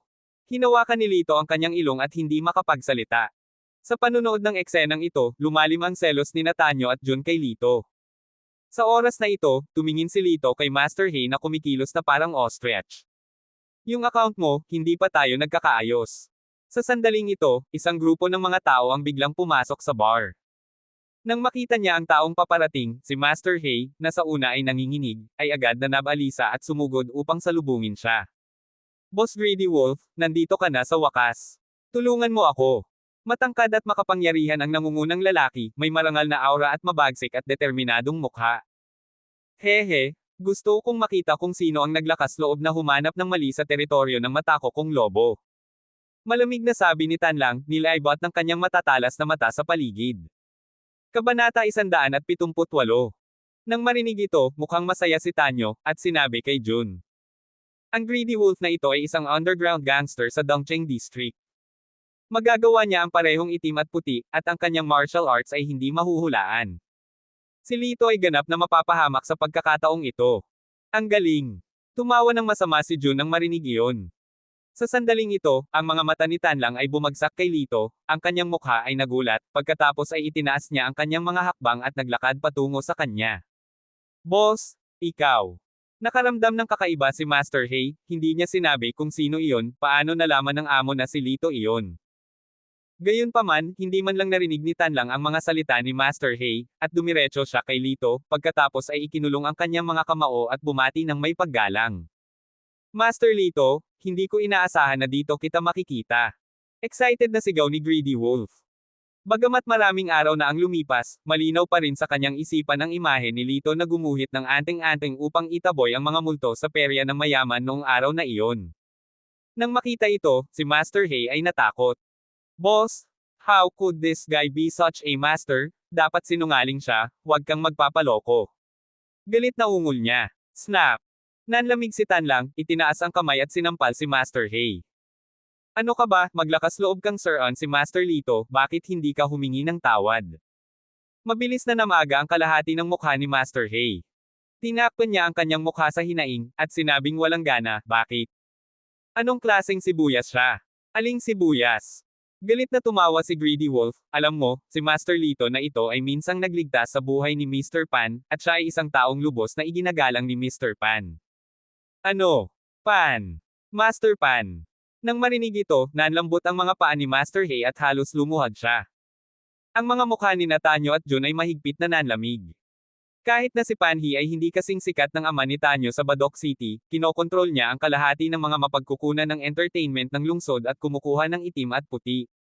Ang kanyang paraan at kapangyarihan ay hindi hihigit sa pamilya Tan. Sa hindi inaasahang pagkakataon, kilala talaga nitong si Lito si Panhi. Malakas na nagngangalit si Tanyo na halos mabali ang ngipin. Master Lito, ang matandang itim na ito ay isa sa mga nasasakupan ko. Kung may kasalanan man, patawarin mo ako. Ngumiti si Greedy Wolf. Paano kung hindi kita mapatawad? Walang ekspresyon sa mukha ni Lito, at malamig ang kanyang tono, ang taong ito ay paulit-ulit na nakahanap ng mali, at kinasasangkutan pa ang mga miyembro ng aking pamilya. Patawarin mo ako sa hindi pagiging maluwag. Namutla ang mukha ni Tanlang, at isang patong ng malamig na pawis ang tumulo sa kanyang noo. Masasabi niyang galit na galit si Lito. Old Hay, ikaw lang ang makakasagot sa mga pagkakamali mo sa sarili mo. Mapapatay at puputulan si Master Lito, hindi kita matutulungan. Walang magawang sabi ni Tanlang, at saka tumabi. Kabog. Lumuhad si Master Hay, Master Lito, nagkamali ako. Inutusan ako niyang Master Tan na suhulan ang mga tao sa Food and Drug Administration. Please let me go. Naglakas loob ka bang ipagkanulo ako? Mapait na umungol si Tanyo. Bago siya matapos magsalita, sinipa siya ni Lito sa dibdib at ibinagsak siya sa lupa. Kaibigan ka ni Joy. Mula sa puntong ito, pakakawalan kita. Kung may pagkakataon pa, wala akong pakialam kung kanino kang anak, pagsisisihan kitang dumating sa mundong ito. Malamig na sabi ni Lito, malamig ang tono niya. Nakaramdam ng hindi pa nagagawang mamamatay tao na aura, nanginginig si Tanyo, tila nasasakal ang kanyang lalamunan, at hindi siya makagawa ng ingay. Nagtatakang tumango siya, at nagmamadaling tumakbo. Parehong ibinaba ni na June at Marlon ang kanilang mga ulo, hindi nang ahas na tumingin kay Lito, at umalis na walang pag-asa. Tumingin si Lito kay Master Hay, at malamig na sinabi, sabi ko noon, kung aalis ka sa Badoc City bago mag-alas 12 ngayong gabi, hindi ka napapayagang makatapak muli sa Badoc City, kung hindi. Nanlaki ang mga mata ni Lito, tumango si Master Hay sa takot, naiintindihan ko.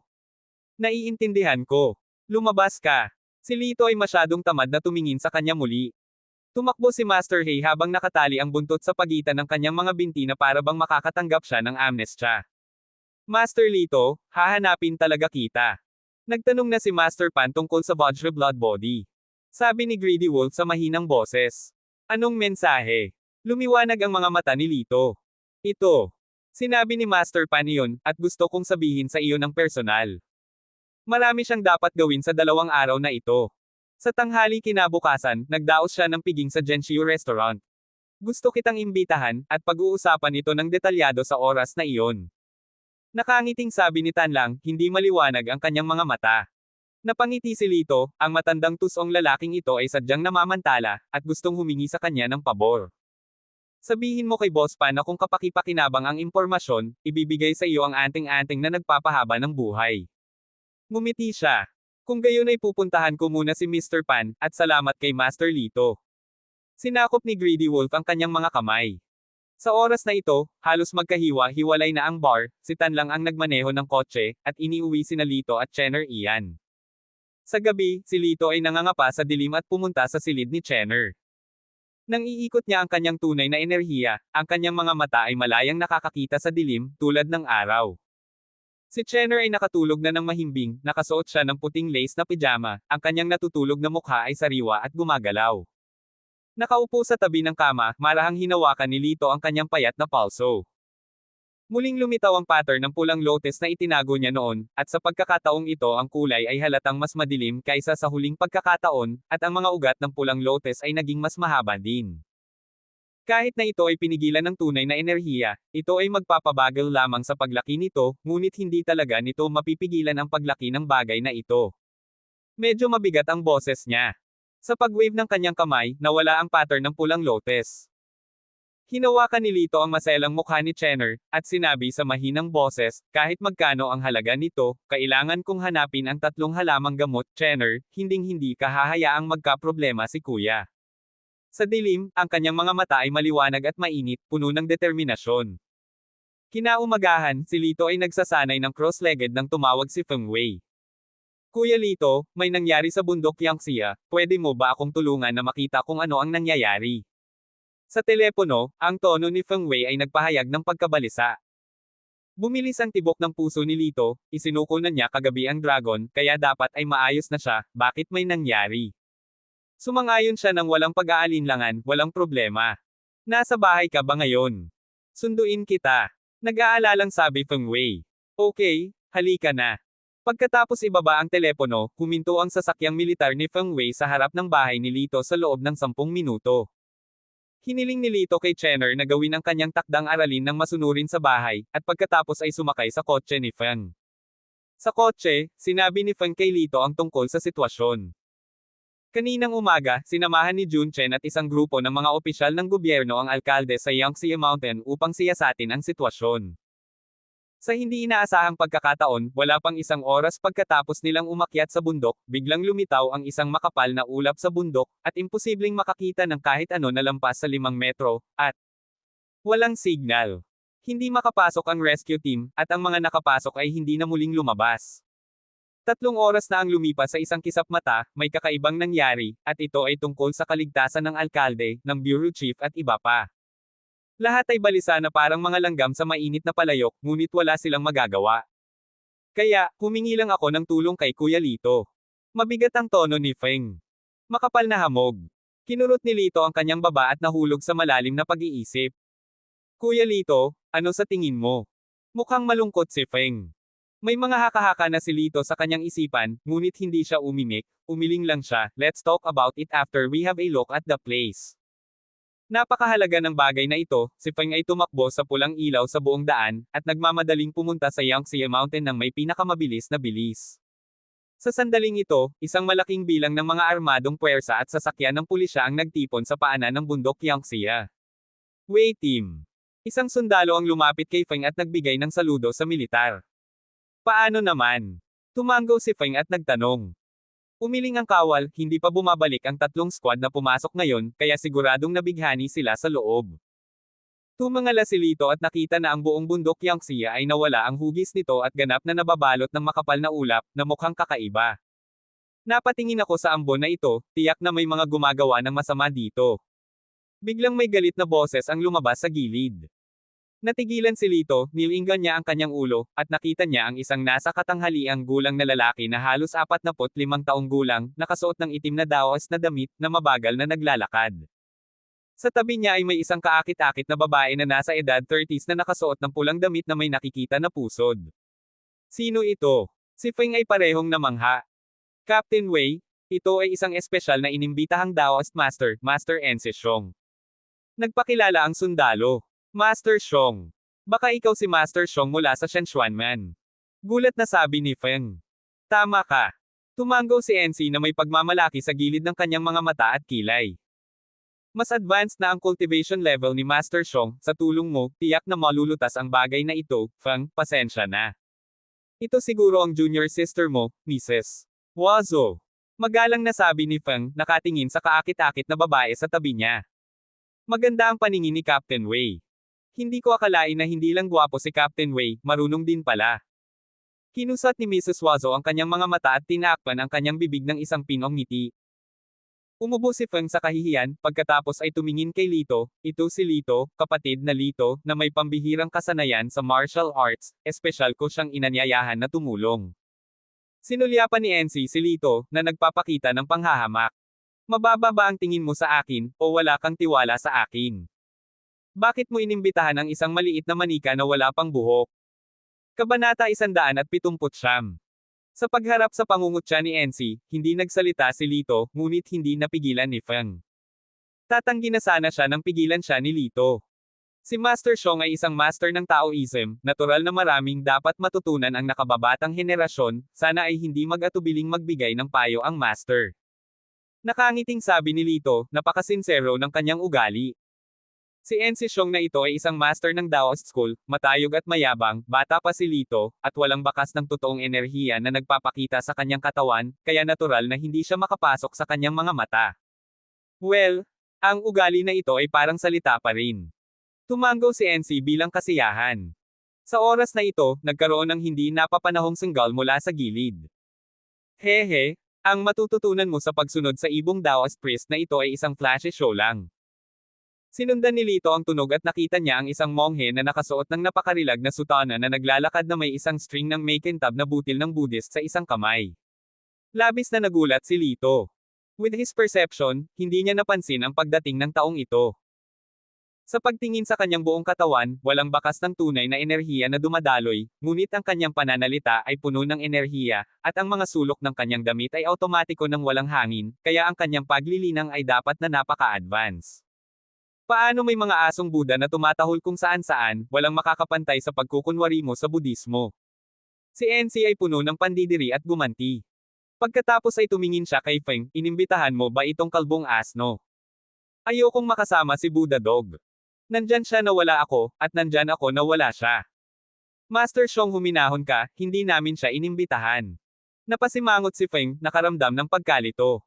Sa oras na ito, isang 27 o 18 taong gulang na sundalo na nakasuot din ng uniforme ng militar ay humakbang. Itong Qingding Master ay inimbitahan ko. Sabi ng lalaki, sa ibabaw ng gwapo at pambihirang katangian, may sapin pa ang kay-abangan, at para siyang pinalaki sa layaw na kapaligiran. Nang makita ang taong paparating, bahagyang nanlamig ang mukha ni Feng, Mingcheng, bakit ka nandito? Dahil hindi kakayanin ng Spike Army mo, walang choice kundi ipadala ako, ang pinuno ng Tiger Claw Regiment, na pumunta dito ng personal. Ngayon, dapat mong sundin ang utos ko. Pagmamalaki ni Mingcheng. Kaagad, tumingin siya kay Lito at ngumiti ng mapait, ito ang ekspertong inimbitahan mo, niloloko mo ba ako? Sa sobrang galit ni Feng ay naikuyom niya ang kanyang mga kamao, hinaila siya ni Lito sa isang tabi.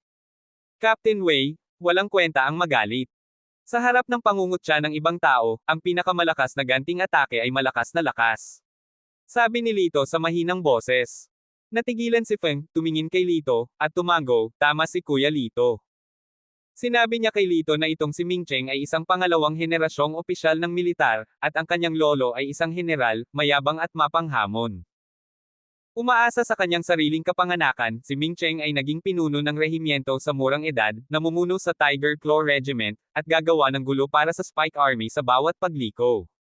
Paulit-ulit na naghahanap ng mali ang taong ito, pero gusto lang niyang pilitin akong ibigay ang posisyon ko bilang commander ng Spike Army. Yung mga kapatid na sumunod sa akin sa buhay at kamatayan, hinding-hindi ko siya hahayaang magtagumpay. Ninatngat ni Feng ang kanyang mga ngipin, ang kanyang mukha ay napakatigas. Sa pagtingin sa determinadong mukha ni Feng, hindi mapigilan ni Lito na humanga sa kanya.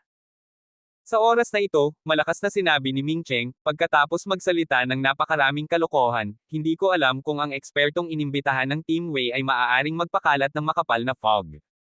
Hehe, ano boy? Exorcising demons is my specialty in Taoism. Proud na sabi ni NC, at pagkatapos ay nakipagpalitan ng tingin kay Mrs. Wazo. Ang dalawa sa kanila ay nagtapik ng kanilang mga daliri sa hangin, ang isa ay gumuhit ng science spell, at ang isa ay gumuhit ng pula. Habang gumuguhit ng mga simbolo, bumubulong pa rin siya ng mga salita. Pagkaraan ng ilang sandali, iginuhit ang mahiwagang anting-anting, at sabay na sumigaw ang dalawa, kombinasyon. Nakita na ang mga anting-anting na iginuhit ng dalawa ay nagsanib sa isa, at ang gintong liwanag ay kumikinang ng maliwanag, na tumatagos sa mga mata ng mga tao. Ang iba ay hindi pa nakakita ng ganoong milagrosong larawan, at lahat sila ay natigilan. Tanging sina Lito at Master Chingding lamang ang nanatiling hindi nagbabago. Maliliit na pakulo. Si Master Chingding ay sumangot ng masama. Ngumiti si Lito.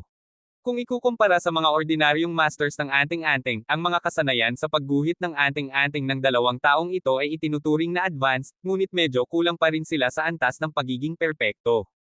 Umalis ka!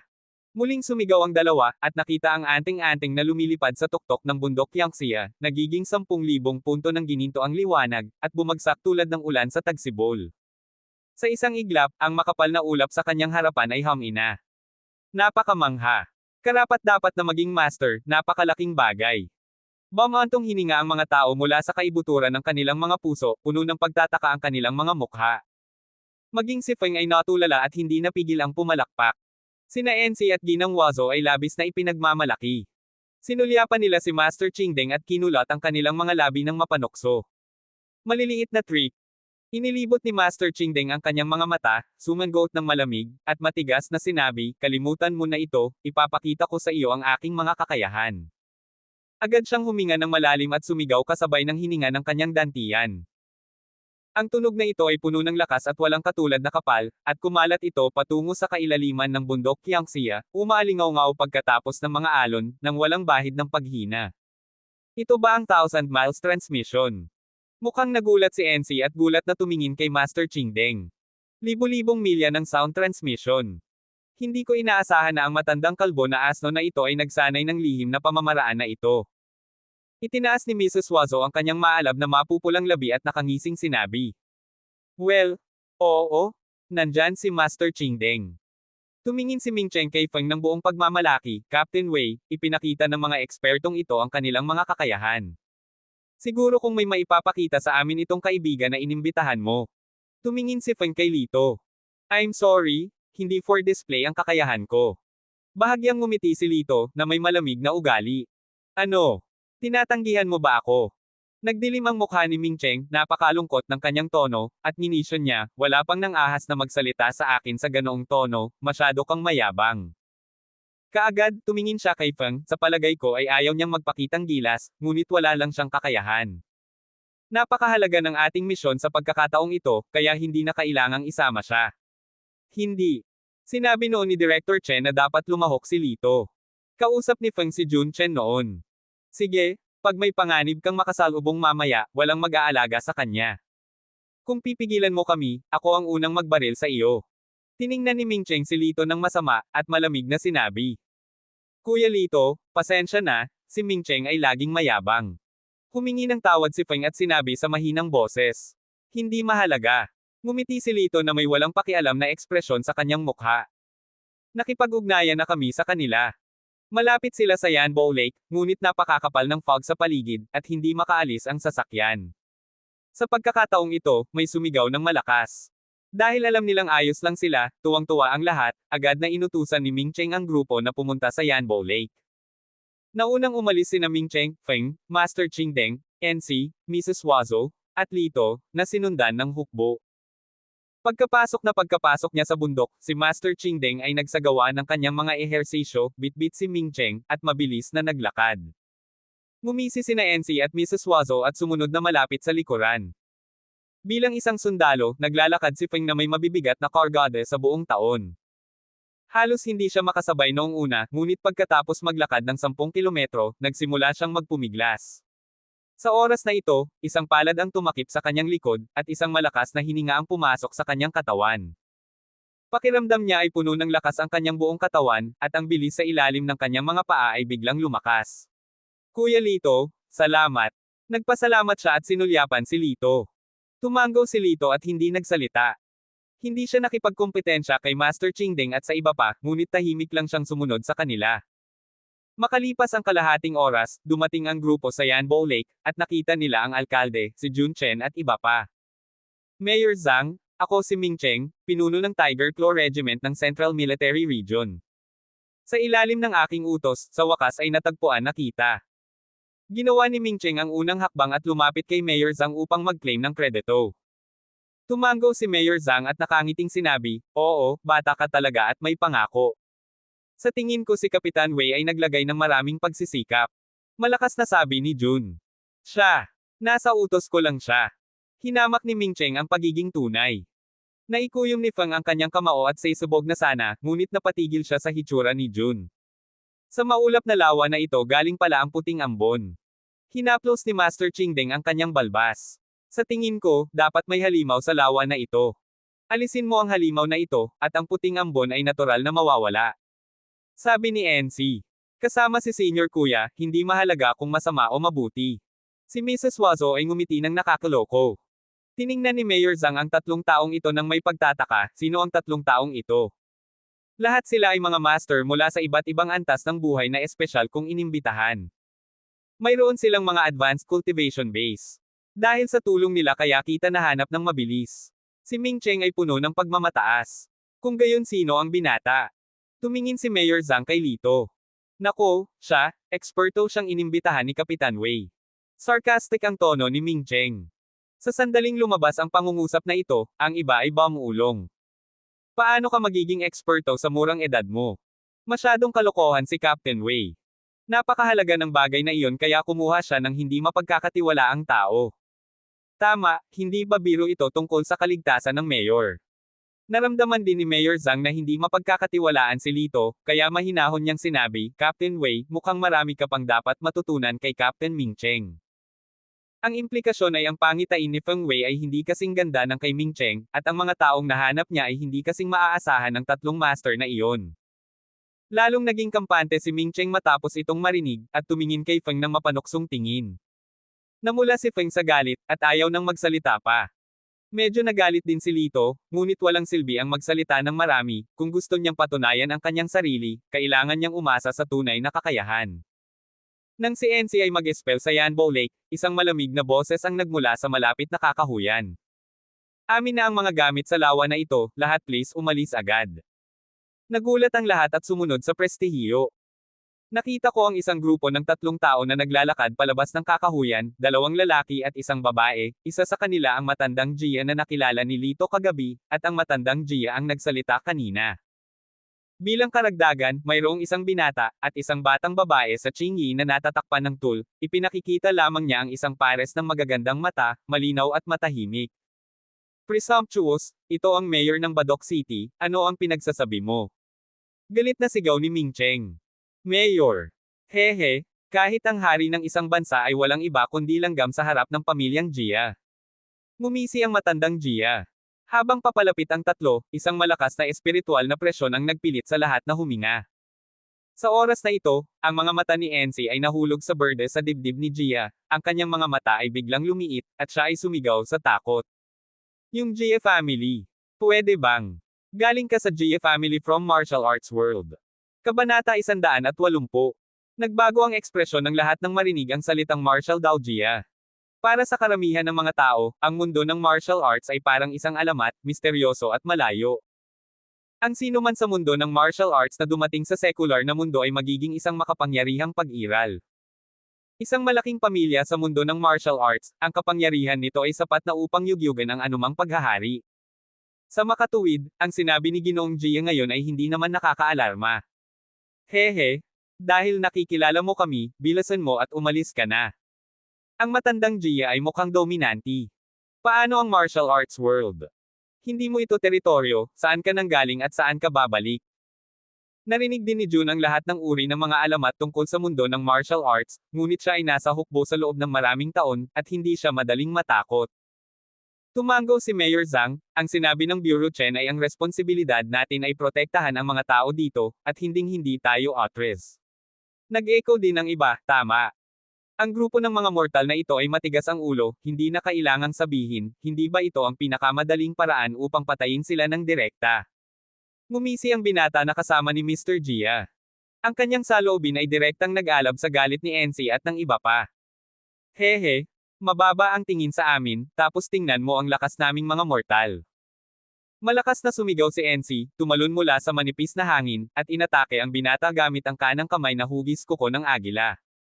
Kamatayan sa korte. Malamig na sumangot ang binata, at nawala sa presensya ni NC sa isang iglap. Nagbago ang mukha ni NC, paano ito posible? Mga tao, nandito lang ako sa likod mo, walang kwentang lumang bagay. Isang boses ng binata ang biglang nagmula sa likuran niya. Mapatla ang mukha ni NC, alam niyang may mali, at tatakas na siya.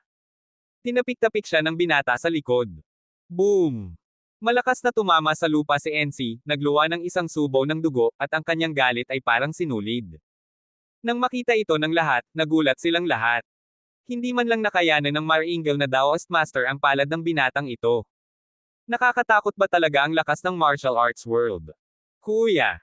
Biglang nagbago ang kutis ni Mrs. Wazo, at hahakbang na sana siya, ngunit pinigilan ni Master Qingdeng. Maghintay ka sandali, hayaan ang matandang monghe na dumating at makipagkita sa baliw na ito sandali. Si Master Qingdeng ay mukhang seryoso. Ikaw. Namumula ang mga mata ni Mrs. Wazo. Hindi niya inaasahan na ang kalbong asno na nakaaway nila ay lalabas sa kritikal na sandaling ito.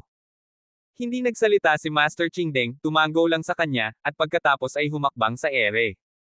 Mabilis niyang binibigkas ang heart mantra, at ang mga butil sa kanyang kamay ay umikot ng mabilis, at ang gintong liwanag ay biglang lumitaw, na napakaganda. Hehe, nakakatuwa. Napataas ang kilay ng binata, ngunit ngumiti ng mapang-asar, sayang mamamatay ka rin. Sa oras na ito, bang! Nabasag ang mga butil ng rosaryo, at 108 butil, na nagniningning ng gininto ang liwanag, ang binaril sa binata mula sa lahat ng direksyon. Ito ang biglaang paglitaw ng liwanag ng Buddha na aking nilinang sa buong buhay ko. Hahayaan kitang makita ito ngayon. Ang mga mata ni Master Qingdeng ay malamig, at siya ay nagsalita ng buong pagmamalaki.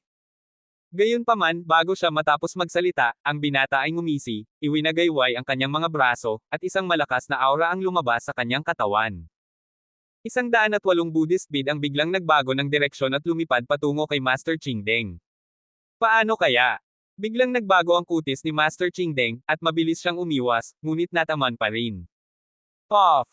Nagluwa siya ng ilang subaw ng dugo, at umatras ng 100 hakbang. Pumunta ka sa kamatayan. Tumanggi ang binata na bumitaw at inatake ang matanda. Sa sandaling ito, lahat ng naruroon ay mukhang desperado. Hindi kayang talunin ni Master Qingdeng ang taong ito, kaya ang iba sa kanila ay maaaring dead end lang. Sa sandaling ito, isang mahinahong boses ang nagmula sa karamihan. Tinalo mo na siya, bakit mo pa balak saktan ulit ang buhay niya? Ang boses ay mahinahon at malakas, na para bang naglalaman ito ng malakas na enerhiya, at kinilig ang mga tao nang marinig nila ito. Kumunat ang noo ng binata, sino? Dahan daw ang lumabas si Lito at ngumiti sa kanya. Nang makita siyang lumakad palabas, nagulat si Mayor Zhang at ang iba pa, sa pag-aakalang siya ay baliw. Boy, hinahanap mo ba si kamatayan? Aling round ang makukuha mong limelight dito? Kumunat ang noo ni Ming Cheng at galit na sabi. Tama, Lito. Ang mga taong ito ay may pambihirang kasanayan sa martial arts, kaya't huwag mo silang gawing basta-basta. Mukhang nag-aalala rin si Jun. To be honest, ako lang ang makakaharap sa kanya dito. Tumingin si Lito sa karamihan at mahinahong sinabi. Ang yabang talaga. Kung gusto mong mamatay, go. Walang pakialam na sabi ni Ming Cheng, iniisip ang sarili, hayaan mo lang itong si Lito na maantala ng ilang sandali, at hintayin na maabyutin ng malalaking tropa, natatakot ka pa rin ba sa 3 taong ito? Ang iba ay umiling at bumantong hininga, iniisip na si Lito ay tiyak na hindi nila kalaban, at kung kailangan nilang magkaharap, sila ay mamamatay lamang. Just because of you, gusto mo rin akong pigilan. I have to say, you have a lot of courage. Ang binata ay tumingin kay Lito, at nalaman na wala siyang tunay na enerhiya sa kanya, at ang kanyang mga damit ay karaniwan, kaya ang kanyang mukha ay puno ng paghamak. Bata, hindi kanya kalaban, bumalik ka dali. Hinawakan ni Master Chingdeng ang kanyang dibdib at mahinang sinabi. Ngumiti si Lito, naglakad patungo sa binata nang walang sinasabi. Hoy, napakabata mo at masigla, hindi ka tumbas ng halaga na ipagsapalaran ang iyong buhay para lamang magpakitang gilas.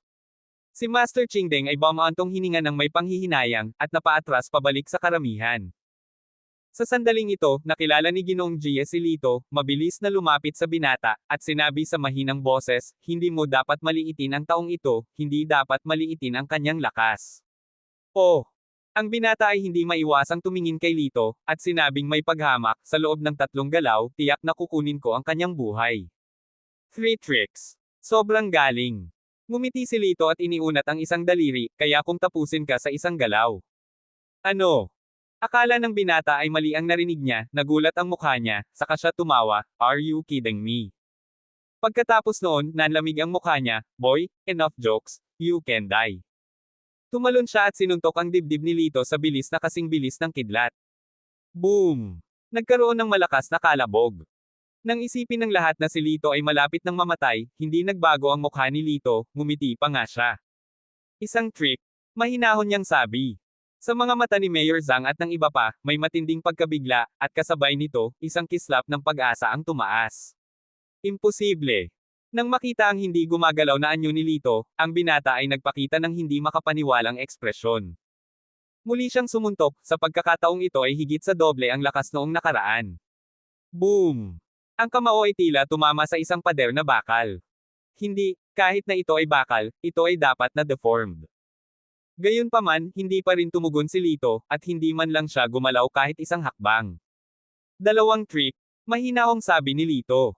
How could it be? Hindi ako naniniwala. Tuwang-tuwang sigaw ng binata, bumungad ang mga eyeballs niya, para siyang mababaliw. Paanong ang sinumang mortal ay makakayanan ang kanyang 2 suntok sa ganoong kalapit? Pinatatag niya ang kanyang isip, inipon ang lahat ng enerhiya sa kanyang katawan, itinoon ito sa kanyang kamao, huminga ng malalim, at hinampes si Lito.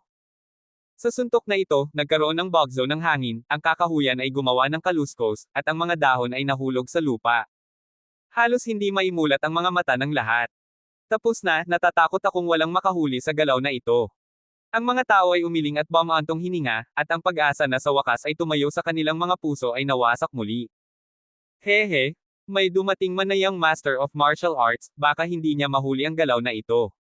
Pumunta sa kamatayan. Namumula ang mga mata ng binata at nakangisi ito. Boom! Isang kamao ang damapo sa dibdib ni Lito. Kumunat ang noo ni Lito, at umatras ng 2 hakbang, isang bakas ng dugo ang damanak mula sa sulok ng kanyang bibig. Natapos na ang 3 pakulo, buhay pa ako. Pinunasan ni Lito ang dugo sa gilid ng kanyang bibig at mahinahong sinabi. Imposible ito. Sino ka? Malaki ang pagbabago sa mukha ng binata, parang nakakita ng multo, at puno ng takot ang mukha. Maging sa mundo ng martial arts, karaniwan ng kunin ng mga tao ang kanyang palad. Paanong ang isang mortal na kanyang kinasusuklaman ay may ganoong lakas? Walang imposible, sa susunod, ako na ang bahala. Ngumisi si Lito, na nagpapakita ng mapang-asar ng ngiti, at isang nakakatakot na hangarin sa pagpatay ang sumilay sa kanyang itim na mga mata. Nanginginig ang binata, nakaramdam ng takot sa unang pagkakataon sa kanyang buhay. Gusto niyang tumakbo palayo, ngunit tila may hindi nakikitang malakas na puwersa na humawak sa kanyang mga paa at hindi siya makagalaw. Itinaas ni Lito ang kanyang kanang kamao at sinuntok siya sa tiyan. Boom! Umatras ang binata ng mahigit 20 hakbang, tumalsik ng isang subaw ng dugo, at lumuhad sa lupa. Ikaw, ikaw. Tinitigan niya si Lito, nasabi lamang ang salitang ito, pagkatapos ay natamba na may halong plop. Mamatay.